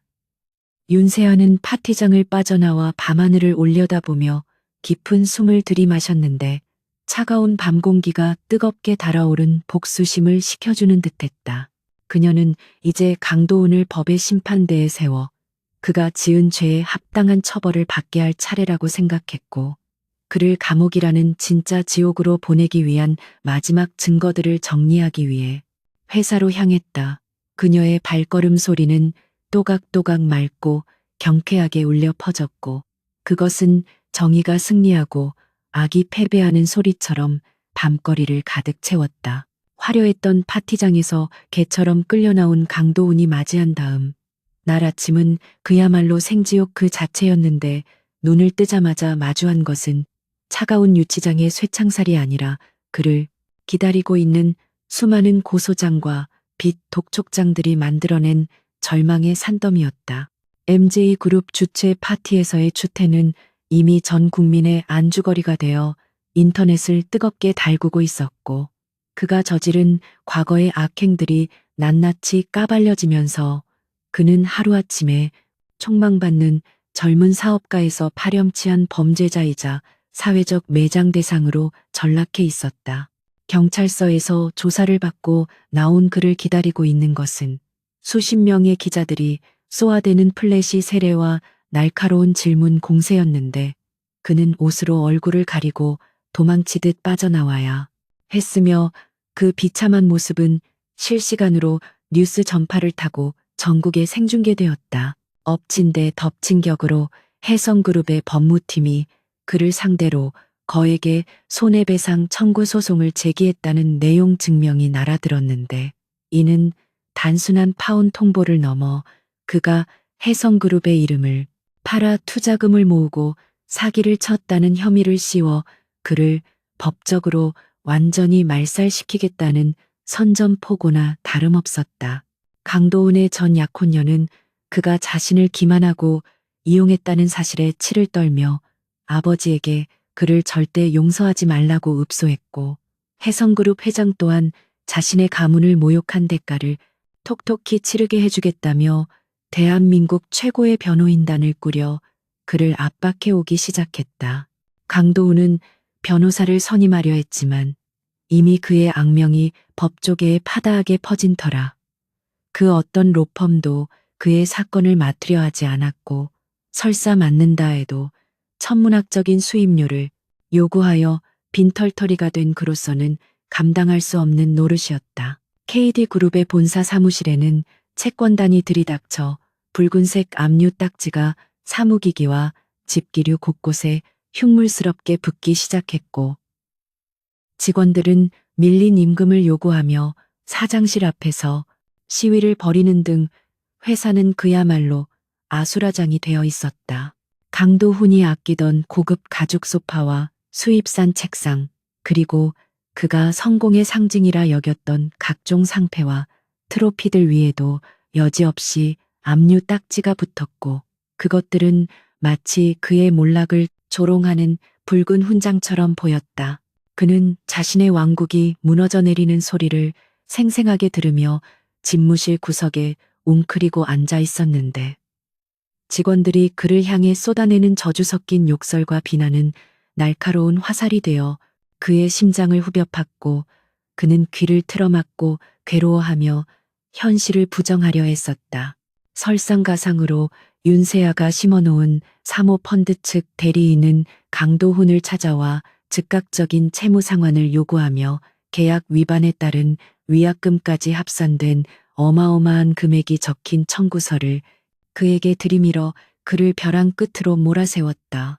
대리인은 만약 당장 갚지 않으면 신체 포기 각서라도 써야 할 것이라며 험악한 분위기를 조성했고 강도훈은 공포에 질려 살려달라고 애원했지만 그들은 냉정하게 거절하며 내일까지 입금하지 않으면 장기 매매업자에게 넘길 수도 있다고 협박했다. 강도훈은 자신이 서명했던 대출 계약서가 자신의 목숨을 담보로 한 것이었음을 뒤늦게 깨닫고 땅을 치며 후회했지만 이미 엎질러진 물이었고 그를 도와줄 사람은 이 세상 어디에도 존재하지 않는 것처럼 보였다. 강도훈은 텅 빈 사무실 바닥에 주저앉아 멍하니 창밖을 바라보았는데 불과 며칠 전까지만 해도 자신의 발 아래 있던 서울 시내가 이제는 감히 올려다볼 수조차 없는 거대한 성벽처럼 느껴져 숨이 턱턱 막혀왔다. 그는 휴대전화를 꺼내 연락처 목록을 훑어보았지만 그 많던 인맥들은 모두 그를 차단하거나 연락을 피하고 있었고 그가 평소 형님 동생하며 챙기던 지인들조차 그가 전화를 걸면 욕설을 퍼붓거나 매몰차게 끊어버리기 일쑤였다. 그는 철저하게 고립되었음을 뼈저리게 느꼈고 배고픔과 추위보다 더 무서운 것은 사람들의 경멸, 어린 시선과 세상으로부터 버림받았다는 소외감이었으며 그것은 그를 미치게 만들기에 충분했다. 그때 그의 머릿속에 떠오른 유일한 구원자는 아이러니하게도 그를 이 지옥으로 밀어넣은 장본인인 윤세아였는데 강도훈은 그녀가 자신을 파멸시킨 주모자라는 사실은 꿈에도 모른 채 여전히 그녀를 MJ그룹의 능력 있는 이사님으로만 기억하고 있었다. 그는 윤세아가 자신에게 호의적이었던 순간들을 떠올리며 어쩌면 그녀라면 비즈니스적인 관점에서 자신을 도와줄지도 모른다는 헛된 희망을 품기 시작했고 그녀에게 빌린 돈을 갚고 재기할 기회를 달라고 애원하면 들어줄 것이라고 착각했다. 그는 윤세아가 자신에게 보여주었던 미소와 칭찬들이 모두 연기였음을 간파하지 못하고 오직 살아야겠다는 생존 본능 하나로 그녀를 최후의 동아줄로 여기며 맹목적으로 매달리기로 결심했다. 그는 지푸라기라도 잡는 심정으로 윤세아에게 전화를 걸었지만 수화기 너머에서는 차가운 신호음만 들려올 뿐 연결되지 않았고 그는 초조한 마음에 수십 통의 메시지를 남기며 제발 한 번만 만나달라고 구걸했다. 메시지에는 자신의 잘못을 뉘우치고 있으며 기회만 준다면 평생 윤세아의 개가 되어 충성하겠다는 비굴한 맹세들이 가득 담겨 있었지만 답장은 오지 않았고 그의 절망감은 시간이 갈수록 깊어만 갔다. 강도훈은 결국 직접 MJ그룹을 찾아가기로 마음먹었고 남들의 눈을 피해 모자를 푹 눌러쓰고 마스크로 얼굴을 가린 채 도망자처럼 회사 로비로 잠입했다. MJ그룹의 로비는 여전히 활기차고 세련된 사람들로 붐비고 있었지만 구석진 곳에 쭈그리고 앉아있는 강도훈의 모습은 주변 풍경과 극명한 대조를 이루며 처량하기 짝이 없었다. 그는 경비원들의 눈을 피해 화장실과 비상구를 오가며 윤세아가 나타나기만을 기다렸고 배고픔을 참지 못해 쓰레기통에 버려진 샌드위치 조각을 주워 먹으며 비참함의 눈물을 흘려야 했다. 자신이 한때 대한민국 벤처업계의 아이콘이라 불리던 강도훈이라는 사실이 믿기지 않을 만큼 그는 밑바닥으로 추락해 있었지만 살고 싶다는 욕망 하나로 그 모든 수모를 견뎌내고 있었다.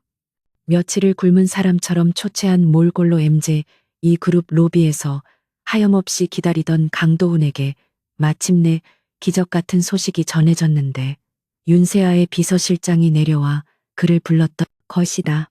비서실장은 혐오스러운 것을 보는 듯한 눈빛으로 강도훈을 훑어보며 이사님께서 잠깐 시간을 내주시겠다고 했다며 그를 엘리베이터로 안내했고, 강도훈은 감격하여 비서실장의 바짓가랑이라도 잡고 절을 할 뻔했다.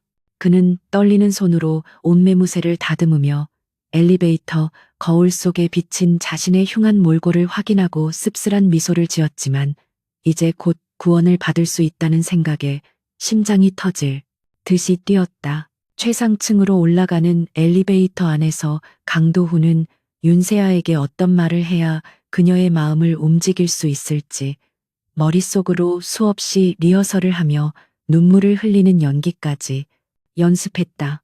그는 자신이 피해자 코스프레를 하며 억울함을 호소하고 윤세아의 동정심을 자극하면 그녀가 최소한 법적인 문제라도 해결해 주거나 도피 자금이라도 줄 것이라고 믿어 의심치 않았다. 엘리베이터 문이 열리고 긴 복도를 따라 윤세아의 집무실로 향하는 그의 발걸음은 무거우면서도 한편으로는 가벼웠는데 그것은 희망과 절망이 교차하는 모순된 감정 때문이었다. 마침내 육중한 집무실 문이 열리고 그 안으로 들어선 강도훈은 책상 뒤에 앉아 있는 윤세아의 모습을 보자마자 다리에 힘이 풀려 그대로 바닥에 주저앉을 뻔했다. 윤세아는 창을 등지고 앉아 있어 역광 때문에 표정이 잘 보이지 않았지만 그녀가 뿜어내는 차가운 아우라는 방 안의 공기를 얼어붙게 만들 만큼 위압적이었다. 강도훈은 엉금엉금 기어가듯 그녀의 책상 앞으로 다가가 무릎을 꿇고 고개를 조아리며 이사님, 제발 저 좀 살려주십시오라고 울부짖었다. 그의 목소리는 처절하게 갈라져 있었고 눈물과 콧물이 범벅이 된 얼굴은 차마 눈뜨고 볼 수 없을 정도로 흉측했지만 그는 자존심 따위는 이미 개나 줘버린 지 오래였다. 윤세아는 아무 말 없이 찻잔을 들어 입술을 축이며 발 아래 엎드린 강도훈을 내려다보았는데 그녀의 눈빛은 마치 벌레를 관찰하는 듯한 무심함과 경멸로 가득 차 있었다. 그녀는 천천히 찻잔을 내려놓으며 강 대표 꼴이 말이 아니네. 그 잘난 자존심은 다 어디 갔어라고 조소 섞인 목소리로 물었다. 강도훈은 그녀의 비웃음에도 아랑곳하지 않고 바닥에 머리를 찌으며 제가 잘못했습니다. 한 번만 용서해 주시면 시키는 건 뭐든지 다 하겠습니다. 라고 빌고 또 빌었다. 그는 그녀가 원하는 것이라면 영혼이라도 팔 준비가 되어 있었고 지금 이 순간 그에게 윤세아는 신이나 다름없는 존재였다. 윤세아는 서랍에서 서류 봉투 하나를 꺼내 강도훈의 앞에 던져주며 이 안에 네가 살 길이 들어있을지도 모르지라고 넌지시 말했다. 강도훈은 허겁지겁 봉투를 뜯어 내용을 확인하려 했지만 윤세아는 손을 들어 그를 제지하며 아직은 열어볼 때가 아니라고 차갑게 말했다. 그녀는 자리에서 일어나 천천히 강도훈의 곁으로 다가왔고 또각거리는 하이힐 소리가 그의 심장을 옥죄어오는 듯한 공포를 선사했다. 윤세아는 쭈그리고 앉아 강도훈과 눈높이를 맞추며 내가 너를 도와줘야 할 이유가 하나라도 있다면 말해보라고 속삭였고 그 목소리는 달콤하면서도 치명적인 독처럼 그의 귓가를 파고들었다. 강도훈은 필사적으로 머리를 굴리며 자신이 가진 가치와 능력을 어필하려 했지만 입 밖으로 나오는 말들은 모두 구차한 변명뿐이었고 스스로도 자신이 아무짝에도 쓸모없는 인간이 되었다는 사실을 인정할 수밖에 없었다. 그는 결국 닭똥 같은 눈물을 뚝뚝 흘리며 그냥 살려주세요. 제발 죽지만 않게 해주세요. 라고 애원하며 그녀의 발목을 잡고 늘어졌다. 윤세아는 자신의 발목을 잡은 그의 더러운 손을 혐오스럽다는 듯 바라보며 발을 빼내었고 차가운 목소리로 그럼 증명해봐. 네가 살 가치가 있다는 것을 이라고 말했다. 그녀의 말은 강도훈에게 던져진 마지막 시험이자 잔인한 형벌의 시작을 알리는 신호탄이었다. 그녀는 책상 위에 인터폰을 눌러 비서를 불렀고 잠시 후 건장한 경호원들이 들어와 강도훈을 양옆에서 붙잡아 일으켜 세웠다. 강도훈은 끌려가면서도 윤세아를 향해 손을 뻗으며 이사님 제발요 기회를 주세요 라고 절규했지만 윤세아는 등을 돌린 채 창밖의 풍경만 바라볼 뿐이었다. 경호원들은 그를 거칠게 다루며 옆방으로 끌고 갔고 그곳에는 강도훈이 상상조차 하지 못했던 끔찍한 진실들이 그를 기다리고 있었다. 윤세아는 창문에 비친 자신의 얼굴을 바라보며 싸늘하게 미소 지었고 이제 곧 연극의 클라이맥스가 시작될 것임을 예감하며 검은 장미 한 송이를 꽃병에 꽂았다. 강도훈이 끌려간 방은 사방이 거울로 둘러싸인 기묘한 공간이었는데 그곳 중앙에는 낡은 텔레비전 한 대가 놓여 있었고 화면에서는 지지직거리는 노이즈와 함께 익숙한 영상이 재생되고 있었다. 그것은 7년 전 강도훈이 한서윤에게 이별을 통보하던 날의 CCTV 영상이었는데 그는 그 영상을 보자마자 심장이 멎는 듯한 충격을 받았다. 그는 누가 이런 것을 찍었는지 그리고 왜 윤세아가 이것을 가지고 있는지 도무지 이해할 수 없어. 혼란스러워했지만 곧이어 화면이 바뀌며 병실에 누워있는 한서윤의 모습이 나타나자 비명을 지르며 주저앉았다. 이것은 윤세아가 그를 위해 준비한 지옥행 특급 열차의 탑승권이었고 강도훈은 이제야 자신이 누구에게 덤볐는지 그리고 자신이 저지른 죄의 무게가 얼마나 무거운지 뼈저리게 깨닫기 시작했다. 사방이 거울로 둘러싸인 밀실은 강도훈에게 있어 세상에서 가장 끔찍하고 잔인한 고문실이나 다름없었는데 거울 속에 수없이 복제된 자신의 모습은 하나같이 공포에 질려 일그러져 있었고 그 중앙에서 재생되는 영상은 그의 뇌리를 파고들며 잊고 싶었던 죄악을 끊임없이 상기시키고 있었다.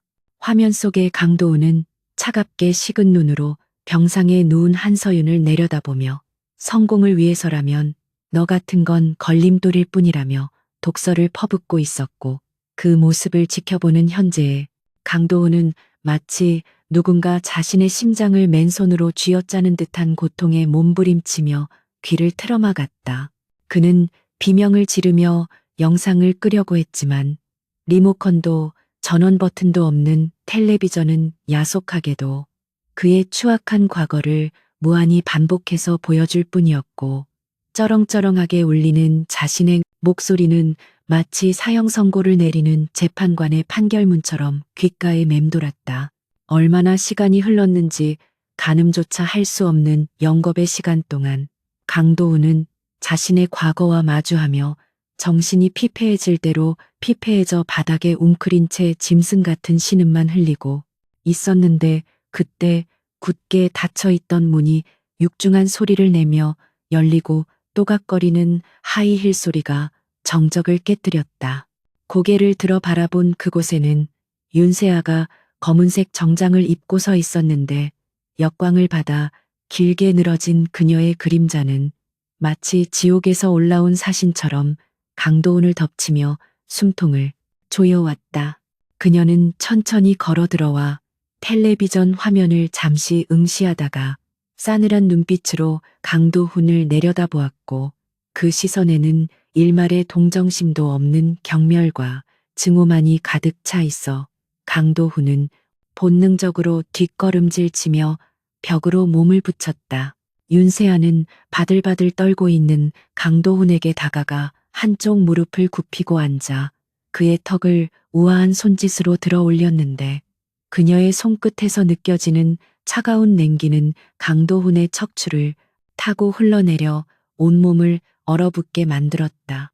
그녀는 나지막하고 부드러운 목소리로 영상을 가리키며 저 남자가 누구인지 아느냐고 물었고 강도훈은 덜덜 떨리는 입술로 접니다.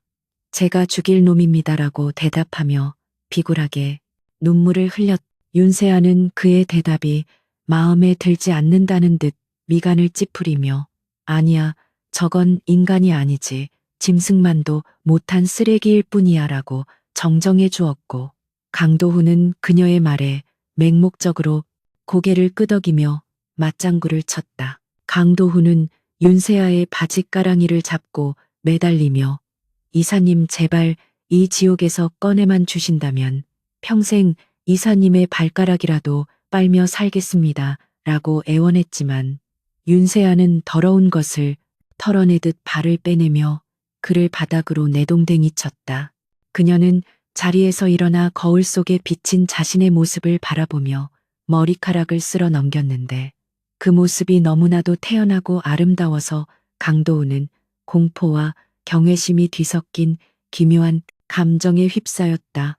윤세아는 거울을 통해 강도훈과 눈을 맞추며 네가 죽인 그 여자 한서윤이 마지막으로 남긴 말이 뭔지 기억하느냐고 물었고 강도훈은 벼락을 맞은 듯 멍한 표정으로 그녀를 올려다보았다. 강도훈의 기억 속에서 한서윤의 마지막 모습은 흐릿했지만 그녀가 피를 토하며 남겼던 저주는 또렷하게 남아 있었는데 윤세아는 마치 그 기억을 꿰뚫어 보고 있는 것처럼 정확하게 그 말을 읊조리기 시작했다.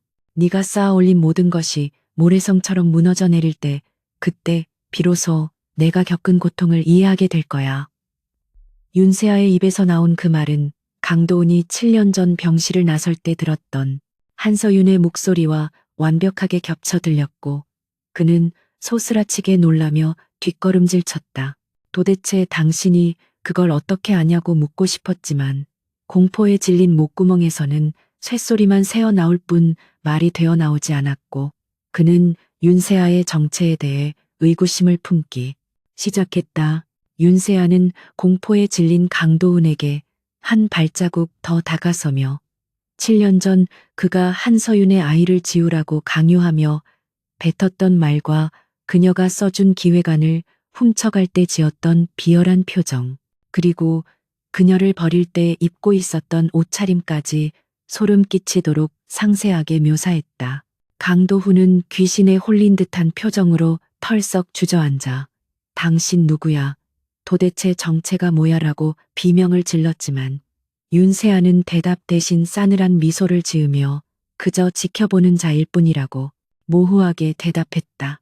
하지만 강도훈의 본능은 그녀가 단순한 제3자가 아님을 경고하고 있었고 그녀에게서 뿜어져 나오는 원한의 깊이가 죽은 한서윤의 그것과 너무나 닮아 있다는 사실에 전율했다. 윤세아는 테이블 위에 놓인 낡은 녹음기를 재생시켰는데 그 안에서는 강도훈이 과거의 술에 취해 친구들에게 한서윤을 멍청한 여자라고 조롱하며 자신의 성공을 위한 도구로만 이용했다고 떠벌리는 음성이 흘러나왔다. 강도훈은 그 녹음기를 뺏으려고 달려들었지만 어디선가 나타난 경호원들이 그를 제지하며 바닥에 짓눌렀고 그는 꼼짝없이 자신의 추악한 목소리를 들어야만 했다. 윤세아는 그 모습을 팔짱을 낀 채 지켜보며 이것이 바로 내 본 모습이라며 세상 사람들이 이 목소리를 듣게 되면 널 어떻게 생각할지 궁금하다고 비꼬았다. 강도훈은 제발 그것만은 안 된다고 울부짖으며 바닥에 머리를 찧었고 이마에서 흐르는 피가 눈을 가려 시야가 붉게 물들었다. 윤세아는 피를 흘리는 강도훈에게 다가가 손수건을 던져주며 닦으라고 명령했고 강도훈은 떨리는 손으로 피를 닦아내며 그녀의 처분만을 기다리는 죄수처럼 고개를 숙였다. 그녀는 이제 마지막 기회를 주겠다며 만약 네가 진심으로 참회하고 사죄한다면 목숨만은 살려주겠다고 제안했고 강도훈은 그것이 동아줄인지 썩은 새끼줄인지 확인할 겨를도 없이 맹세코 사죄하겠다고 외쳤다. 윤세아는 그렇다면 지금 당장 무릎을 꿇고 저 화면 속의 한서윤에게 그리고 이 자리에 있는 나에게 목숨을 걸고 사죄하라고 명령했다. 강도훈은 잠시 망설였지만 살기 위해서는 자존심이고 뭐고 다 버려야 한다고 생각하며 천천히 무릎을 꿇었고 차가운 바닥의 냉기가 무릎을 타고 올라와 심장까지 얼어붙게 만들었다. 그는 텔레비전 화면 속의 한서윤을 향해 두 손을 싹싹 빌며 서윤아, 내가 잘못했다. 내가 죽일 놈이다. 제발 용서해 다오라고 울먹이며 소리쳤다. 그의 사과는 비굴하고 초라했지만 그 순간만큼은 진심인 척 연기하기 위해 온갖 감정을 쥐어짰고 바닥에 이마가 닿도록 절을 하며 통곡했다. 윤세아는 그 모습을 위에서 내려다보며 마치 더러운 벌레가 꿈틀거리는 것을 보는 듯한 표정을 지었고 그녀의 눈동자 속에는 7년간 묵혀왔던 응어리가 조금씩 풀리는 듯한 묘한 쾌감이 스쳐 지나갔다. 강도훈이 한참을 울부짖으며 사죄를 마친 후 퉁퉁 부은 눈으로 윤세아를 올려다보며 이사님, 이제 됐습니까? 저를 용서해 주시는 겁니까? 라고 물었지만 윤세아의 표정은 여전히 차갑게 굳어 있었다. 그녀는 천천히 그에게 다가가 허리를 숙이고 그의 귀에 입을 가져다 대며 나지막이 속삭였는데 그 말은 강도훈의 영혼을 산산조각 내기에 충분했다. 착각하지 마. 내가 너를 용서할 자격은 없어. 용서는 피해자가 하는 거니까. 하지만 죽은 사람은 말이 없지 않니? 그래서 내가 대신 답해줄게. 용서는 없어. 영원히. 그녀의 목소리는 너무나도 평온하고 부드러워서 더욱 소름이 끼쳤고 강도훈은 그제야 자신이 완전히 버림받았음을 깨달았다. 윤세아는 충격에 빠진 강도훈을 내버려둔 채 뒤돌아서며 경호원들에게 그를 끌고 가라고 손짓했고 강도훈은 안 돼. 이건 약속이 다르잖아라고 발악하며 몸부림쳤다. 경호원들은 그를 짐짝처럼 들어 올렸고 강도훈은 허공에 발길질을 하며 윤세아를 향해 저주를 퍼부었지만 그녀는 한 번도 뒤돌아보지 않았다. 강도훈은 끌려나가면서도 끝까지 윤세아의 뒷모습에서 눈을 떼지 못했는데 그녀의 등 뒤로 겹쳐 보이는 한서윤의 환영을 보고 공포에 질려 기절하고 말았다. 그는 자신이 지은 죄의 무게에 짓눌려 스스로 정신을 놓아버린 것이었고 그것이야말로 윤세아가 그에게 내린 진정한 형벌이었다. 강도훈이 사라진 방 안에는 다시 정적만이 감돌았고 윤세아는 텔레비전 화면 속에 과거 자신을 바라보며 쓸쓸한 미소를 지었다. 그녀는 화면 속의 한서윤에게 손을 뻗어 마치 쓰다듬듯 화면을 어루만지며 이제 편히 쉬어 다 끝났으니까라고 속삭였고 그녀의 눈에서 참았던 눈물 한 방울이 뺨을 타고 흘러내렸다. 그것은 7년 전 억울하게 죽어가던 한서윤이 흘리지 못했던 마지막 눈물이었고 동시에 복수를 완성한 윤세아가 흘리는 해방의 눈물이기도 했다. 잠시 후 윤세아의 집무실로 비서실장이 들어와 경찰과 검찰 수사관들이 도착했다는 보고를 했고 윤세아는 눈물을 닦아내며 당당한 표정으로 그들을 맞이할 준비를 했다. 그녀는 강도훈이 횡령한 자금 내역과 불법 로비 증거 그리고 한서윤을 죽음으로 몰고 간 정황 증거들이 담긴 USB를 수사관들에게 넘기며 엄정한 수사를 부탁했다. 수사관들은 윤세아가 제공한 방대한 양의 증거 자료에 혀를 내두르며 강도훈은 아마 평생 감옥에서 나오지 못할 것이라고 장담했고 윤세아는 그 말에 만족스러운 듯 고개를 끄덕였다. 강도훈은 체포되는 순간까지도 횡설수설하며 윤세아가 한서윤의 귀신이라고 헛소리를 해대서 정신 감정을 의뢰받게 되었는데 이는 그가 심신미약을 주장하여 형량을 줄이려는 수작이 아니라 진짜로 미쳐버렸다는 것을 의미했다. 윤세아는 그 소식을 전해 듣고 차가운 비웃음을 흘리며 미친 척해서 빠져나갈 생각은 꿈도 꾸지 마. 그곳은 네가 만든 감옥보다 더 끔찍한 곳이 될 테니까라고 혼잣말을 했다. 그녀는 창밖을 바라보며 강도훈이 호송차에 실려가는 모습을 지켜보았고 그 차가 시야에서 완전히 사라질 때까지 자리를 뜨지 않았다. 언론은 강도훈의 체포 소식을 대서특필하며 그의 몰락을 실시간으로 보도했고 대중들은 권선징악이라며 환호했지만 윤세아에게는 그 모든 소란이 멀게만 느껴졌다. 그녀는 이제 자신의 복수가 끝났음을 실감하며 허탈감과 함께 찾아오는 깊은 피로를 느꼈지만 동시에 가슴 한구석이 뻥 뚫리는 듯한 시원함도 느꼈다. 그녀는 책상 서랍 깊숙한 곳에서 한서윤 시절 자신이 썼던 낡은 다이어리를 꺼내 펼쳐보며 그 속에 적힌 꿈들과 희망들을 하나씩 읽어내려갔다. 비록 한서윤으로서의 삶은 비극으로 끝났지만 윤세아로서의 삶은 이제부터 시작이라는 생각에 그녀는 다이어리를 덮고 다시 힘차게 일어섰다. 그날 밤 윤세아는 꿈을 꾸었는데 꿈속에서 한서윤이 나타나 환하게 웃으며 그녀에게 고맙다는 인사를 건네고 빗속으로 사라지는 모습이었다. 윤세아는 잠에서 깨어나 베개가 눈물로 젖어 있는 것을 발견했지만 기분은 그 어느 때보다 상쾌했고 창밖으로 쏟아지는 아침 햇살이 그녀를 따뜻하게 감싸 안았다. 그녀는 거울 앞에 서서 자신의 얼굴을 바라보며 이제는 누구의 그림자도 아닌 온전한 나 자신으로 살아가겠다고 다짐했고 그녀의 눈동자는 희망과 자신감으로 밝게 빛나고 있었다. 다음 날 MJ그룹의 주가는 폭등했고 윤세아의 과감한 결단력과 정의로운 행보는 재계의 모범 사례로 칭송받으며 그녀의 입지는 더욱 단단해졌다. 그녀는 강도훈이 망쳐놓은 아트밸리 프로젝트를 전면 재검토하여 원래 한서윤이 꿈꾸었던 문화예술 중심의 공익적인 공간으로 탈바꿈시키기로 결정했고 이를 위해 전 세계의 유명 건축가와 예술가들을 초빙했다. 그녀는 이 프로젝트를 통해 단순히 돈을 버는 것이 아니라 사람들에게 위로와 영감을 주는 공간을 만들고 싶어 했고 그것이 죽은 한서윤에게 바치는 최고의 헌사가 될 것이라고 믿었다.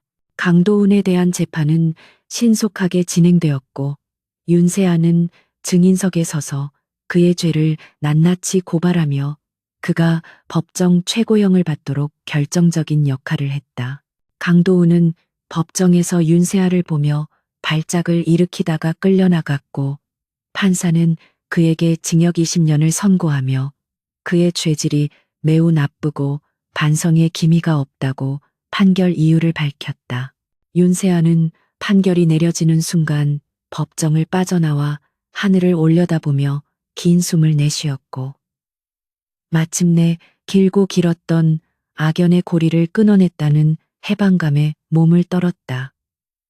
이제 그녀 앞에는 장애물이 없었고 오직 탄탄대로만이 펼쳐져 있었지만 그녀는 자만하지 않고 더욱 겸손한 자세로 경영에 임하며 MJ그룹을 세계적인 기업으로 키워나갔다. 그녀는 틈틈이 보육원과 미혼모 시설을 후원하며 과거의 자신처럼 힘없는 사람들을 돕는 일에도 앞장섰고 그녀의 선행은 많은 사람들에게 감동을 주었다. 윤세아는 가끔씩 한서윤의 납골당을 찾아가 꽃을 놓으며 그녀와 대화를 나누었고 그때마다 그녀는 혼자가 아니라 항상 한서윤이 곁에서 지켜주고 있다는 느낌을 받았다. 어느 날 윤세아는 아트밸리 준공식에 참석하여 테이프 커팅을 하며 환하게 웃었는데 그 모습은 수많은 카메라 플래시 속에서 가장 빛나는 별처럼 아름다웠다. 그녀는 기념사에서 이 모든 영광을 하늘에 있는 친구에게 돌린다고 말하며 눈시울을 붉혔고 사람들은 그녀의 진심 어린 마음에 박수를 보냈다. 준공식이 끝나고 화려한 불꽃놀이가 밤하늘을 수놓을 때 윤세아는 군중 속에서 문득 낯익은 그림자를 본 듯하여 고개를 돌렸지만 그곳에는 아무도 없었다. 하지만 그녀는 바람결에 스쳐 지나가는 익숙한 향기를 맡으며 한서윤이 이 자리에 함께 와서 축하해주고 있다는 것을 직감했고 입가에 잔잔한 미소를 머금었다. 그녀는 이제 더 이상 과거의 상처에 얽매이지 않고 앞으로 나아갈 준비가 되어 있었고 그녀의 발걸음은 힘차고 당당했다. 그녀는 뒤돌아보지 않고 미래를 향해 걸어갔고 그녀의 등 뒤로 펼쳐진 찬란한 야경은 그녀의 앞날을 축복해주는 듯했다. 강도훈이라는 악몽은 끝났고 윤세아라는 새로운 전설이 시작되는 순간이었다. 차가운 쇠창살 사이로 들어오는 희미한 달빛만이 유일한 조명인 남부교도소의 독방 안에서 강도훈은 웅크리고 앉아 시멘트 바닥에서 올라오는 냉기를 온몸으로 견뎌내고 있었는데 그의 몰골은 1년 전 화려했던 벤처 사업가의 모습은 찾아볼 수 없을 만큼 흉물스럽게 변해 있었다. 머리카락은 듬성듬성 빠져 있었고 얼굴은 영양실조와 스트레스로 인해 누렇게 떴으며 초점을 잃은 눈동자는 허공을 응시하며 알 수 없는 헛소리를 중얼거리고 있어 교도관들조차 그를 깊이 아는 요주의 인물이 되어 있었다. 그는 밤마다 한서윤이 피눈물을 흘리며 자신의 목을 조르는 악몽에 시달리다가 비명을 지르며 깨어나곤 했는데 그때마다 돌아오는 것은 옆방 수감자들의 거친 욕설과 교도관의 차가운 제재뿐이었고 그곳은 그가 스스로 만들어낸 지옥 그 자체였다. 그는 7년간 한 여자의 인생을 착취하고 짓밟은 대가로 20년이라는 긴 시간을 이 좁은 감옥에서 썩어야 한다는 현실을 받아들이지 못해 매일같이 울부짖었지만 그 누구도 그의 호소의 귀를 기울이지 않았고 철저한 고립 속에서 서서히 미쳐가고 있었다. 반면 서울 강남의 스카이라인을 화려하게 수놓고 있는 MJ그룹 본사 최상층 집무실에서는 윤세아가 창밖으로 펼쳐진 눈부신 야경을 내려다보며 승자의 고독과 여유를 동시에 만끽하고 있었는데 그녀의 손에는 최고급 빈티지 와인이 들려 있었다. 지난 1년간 그녀는 그룹 내의 부패한 세력을 숙청하고 KD그룹 인수를 통해 사업 영역을 확장하며 명실상부한 대한민국 재계의 여제로 등극했고 그녀의 과감하고 혁신적인 경영 방식은 경영학 교과서에 실릴 만큼 독보적인 성과를 거두고 있었다. 그녀는 강도훈을 무너뜨리는 것에 그치지 않고 그가 망쳐놓았던 모든 것들을 제자리로 돌려놓기 위해 밤낮 없이 일에 매진했으며 그 결과 아트밸리는 서울을 대표하는 문화 예술의 중심지로 재탄생하여 시민들의 사랑을 받는 공간이 되었다. 그녀는 유리창에 비친 자신의 모습을 바라보며 과거에 나약했던 한서윤은 이제 완전히 사라지고 강인하고 아름다운 윤세아만이 남아있음을 확인하며 만족스러운 미소를 지었다. 윤세아는 책상 위에 놓인 다이어리를 펼쳐들었는데 그곳에는 빡빡하게 채워진 일정들 사이로 내일이 바로 한서윤의 기일이라는 표시가 붉은색 동그라미로 선명하게 그려져 있어 잠시 시선을 멈추게 만들었다. 복수는 끝났지만 그녀의 마음 한구석에는 여전히 채워지지 않는 허전함이 남아 있었는데 그것은 아마도 자신의 원래 삶을 잃어버린 것에 대한 애도와 그리움 때문일 것이라고 짐작하며 그녀는 조용히 다이어리를 덮었다. 그녀는 내일 하루만큼은 윤세아라는 가면을 잠시 내려놓고 온전히 한서윤을 추모하는 시간을 갖기로 결심했고 비서실장에게 내일의 모든 일정을 취소하라고 지시한 뒤 일찍 퇴근길에 올랐다. 집으로 돌아가는 차 안에서 그녀는 차창 밖으로 스쳐 지나가는 거리의 풍경을 바라보며 7년 전 강도훈과 함께 걸었던 그 길들이 이제는 아무런 감흥도 주지 않는 낯선 풍경이 되어버렸다는 사실에 씁쓸함과 동시에 안도감을 느꼈다. 다음 날 아침 일찍 윤세아는 검은색 코트를 입고 국화한 다발을 든 채 경기도 외곽에 위치한 추모공원을 찾았는데 새벽 안개가 자욱하게 깔린 공원 묘지는 고요하고 엄숙한 분위기를 자아내고 있었다. 그녀는 수행원들을 모두 물리치고 홀로 한서윤의 유골함이 안치된 곳으로 걸어갔는데 발걸음을 옮길 때마다 낙엽이 바스락거리는 소리가 마치 죽은 자들의 속삭임처럼 들려와 가슴이 먹먹해지는 것을 느꼈다. 마침내 자신의 이름 석자가 적힌 유골함 앞에 선 그녀는 사진 속에서 환하게 웃고 있는 과거의 자신을 마주하게 되었고 참았던 눈물이 왈칵 쏟아지며 다리에 힘이 풀려 주저앉고 말았다. 사진 속의 한서윤은 사랑을 믿고 미래를 꿈꾸던 순수한 눈빛을 하고 있어 지금의 차갑고 냉철한 윤세아와는 너무나 대조적이었기에 그녀는 사진을 어루만지며 미안하다는 말을 하염없이 되뇌었다.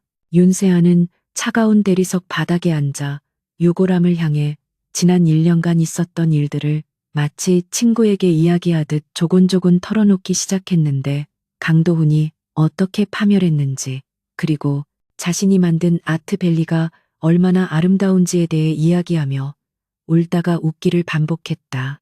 그녀는 복수가 완성되면 모든 것이 후련할 줄 알았지만 막상 끝내고 나니 찾아오는 공허함과 상실감이 생각보다 크다는 것을 고백하며 그래도 네가 겪었던 고통을 조금이나마 갚아줄 수 있어서 다행이라고 속삭였다.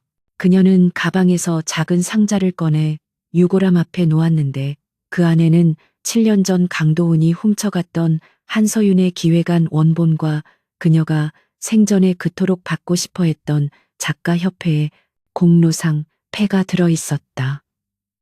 이제야 비로소 한서윤의 재능과 노력이 세상에 인정받고 그녀의 이름이 명예롭게 회복되었음을 알리는 윤세아만의 특별한 선물이었다. 한참을 그렇게 앉아있던 윤세아는 자리에서 일어나 옷에 묻은 먼지를 털어내며 하늘을 올려다 보았는데 잿빛 구름 사이로 한 줄기 햇살이 쏟아져 내려와 그녀의 얼굴을 따뜻하게 비추는 것을 느꼈다. 그것은 마치 한서윤이 하늘에서 그녀를 지켜보며 고생했다고 머리를 쓰다듬어 주는 것 같은 따스한 느낌이었고 윤세아는 그 햇살 속에서 비로소 완전한 작별을 고할 준비가 되었음을 깨달았다. 그녀는 이제 더 이상 과거의 망령에 사로잡혀 살지 않고 자신에게 주어진 윤세아로서의 삶을 사랑하고 즐기며 살아가겠다고 다짐하며 유골함을 향해 마지막 인사를 건넸다. 잘 가나의 과거이자 나의 아픔이었던 서윤아, 이제는 그곳에서 부디 행복하기를 바랄게. 나는 여기서 내 목까지 치열하고 아름답게 살아갈 테니 지켜봐줘. 추모 공원을 내려오는 윤세아의 발걸음은 올라갈 때보다 훨씬 가볍고 경쾌했으며 그녀의 얼굴에는 슬픔 대신 새로운 희망과 결의가 차오르고 있었고 안개가 거친 풍경은 그 어느 때보다 선명하게 다가왔다. 주차장에 도착하자 그녀를 기다리고 있던 비서실장이 차 문을 열어주며 조심스럽게 안색을 살폈는데 윤세아는 그에게 환한 미소를 지어 보이며 이제 회사로 가자고 힘주어 말했다.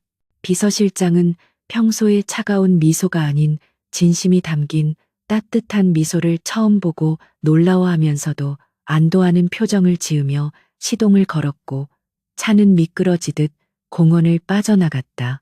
차 안에서 윤세아는 태블릿 PC를 켜고 밀린 업무들을 검토하기 시작했는데 그녀의 눈빛은 다시 총기 있게 빛나고 있었지만 그 안에는 이전에는 없었던 여유와 깊이가 더해져 있었다. 며칠 후 윤세아는 아트밸리 내에 새롭게 건립된 한서윤 재단의 설립 기념식에 참석하여 수많은 취재진과 내외빈 앞에서 연설을 하게 되었는데 그녀의 등장은 좌중을 압도하는 카리스마를 뿜어냈다.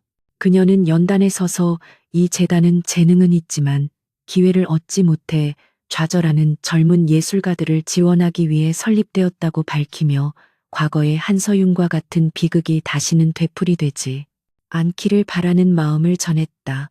그녀의 연설은 진정성이 담겨 있어 듣는 이들의 심금을 울렸고 연설이 끝난 후 쏟아지는 기립 박수는 그녀가 단순히 성공한 기업가를 넘어 사회적 존경을 받는 리더로 자리매김했음을 증명해 주었다. 행사가 끝난 후 그녀는 리셉션장에서 젊은 작가들과 대화를 나누며 그들의 열정적인 눈빛에서 과거의 자신을 발견하고 남모를 감동을 느꼈다. 그녀가 와인잔을 들고 테라스로 나와 잠시 휴식을 취하고 있을 때 누군가 그녀의 곁으로 다가와 정중하게 인사를 건넸는데 그는 최근 MJ그룹과 협력 관계를 맺은 글로벌 투자 회사의 대표인 데이비드리였다. 그는 윤세아의 경영 능력과 비전에 깊은 감명을 받았다며 사적인 식사 자리를 제안했는데 그의 눈빛에는 단순한 비즈니스 파트너 이상의 호감과 존중이 담겨 있었다. 윤세아는 잠시 망설였지만 과거의 상처 때문에 새로운 인연을 거부할 필요는 없다고 생각하며 정중하게 그의 제안을 수락했고, 두 사람 사이에 흐르는 묘한 기류는 새로운 로맨스의 시작을 예고하는 듯했다. 하지만 그녀는 서두르지 않고 자신의 감정을 천천히 들여다보며 주체적으로 관계를 이끌어갈 생각이었고, 더 이상 누군가에게 의존하거나 휘둘리는 사랑은 하지 않겠다고 다짐했다. 시간이 흘러 계절이 몇 번 바뀌고 윤세아의 명성은 날이 갈수록 높아져만 갔는데, 그녀는 타임지가 선정한 세계에서 가장 영향력 있는 여성 100인의 이름을 올리며 글로벌 리더로서의 입지를 굳혔다.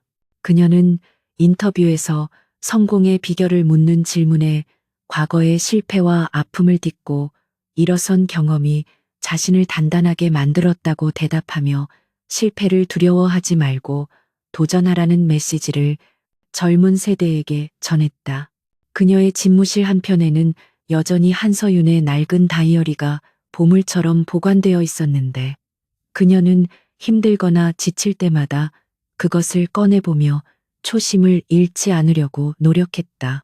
그녀에게 한서윤의 기억은 이제 아픈 상처가 아니라 자신을 지탱해주는 뿌리이자 영감의 원천으로 승화되어 있었다.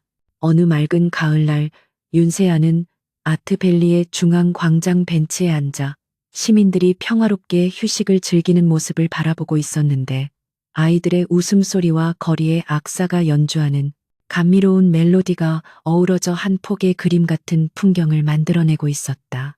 그녀는 자신이 만든 이 공간에서 사람들이 행복해하는 모습을 보며, 진정한 복수는 상대를 파멸시키는 것이 아니라 보란 듯이 더 잘 살고 더 많은 사람들에게 선한 영향력을 끼치는 것임을 깨달았다.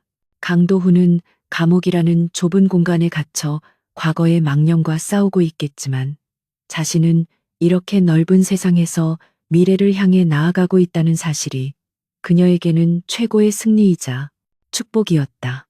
그녀는 고개를 들어 파란 하늘을 올려다보았고, 그곳에는 뭉게구름이 평화롭게 흘러가고 있었다. 그때 데이비드 리가 커피 두 잔을 들고 그녀에게 다가와 옆자리에 앉으며 오늘 날씨가 참 좋다며 말을 건넸고, 윤세아는 그를 바라보며 환하게 미소 지었다.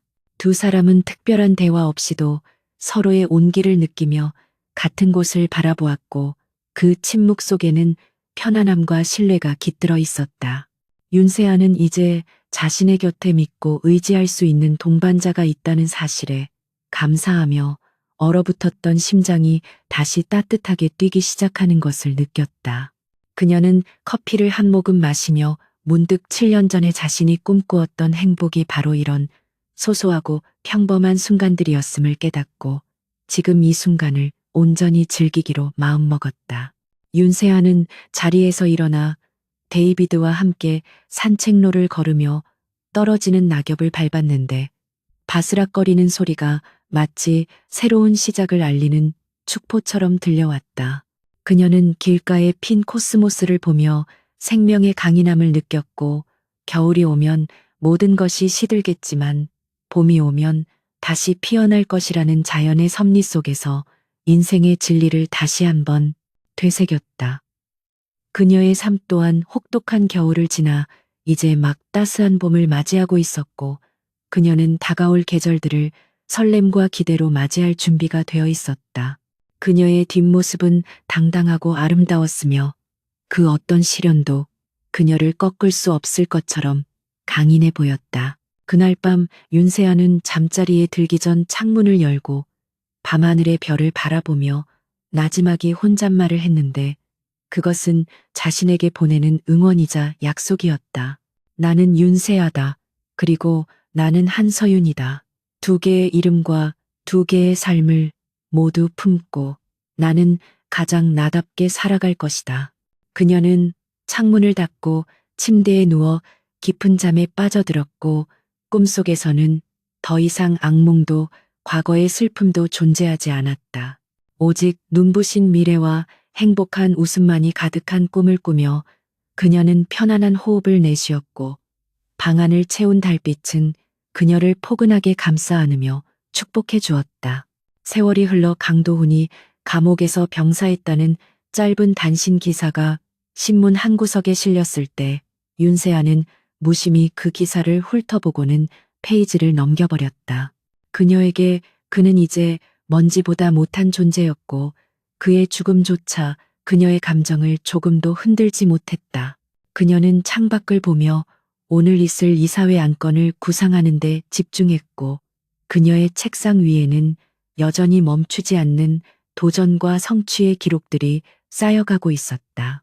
그녀의 이야기는 복수극으로 시작했지만 결국은 한 인간의 위대한 성장 드라마로 완성되었고 그녀는 그 드라마의 주인공으로서 영원히 빛날 것이다.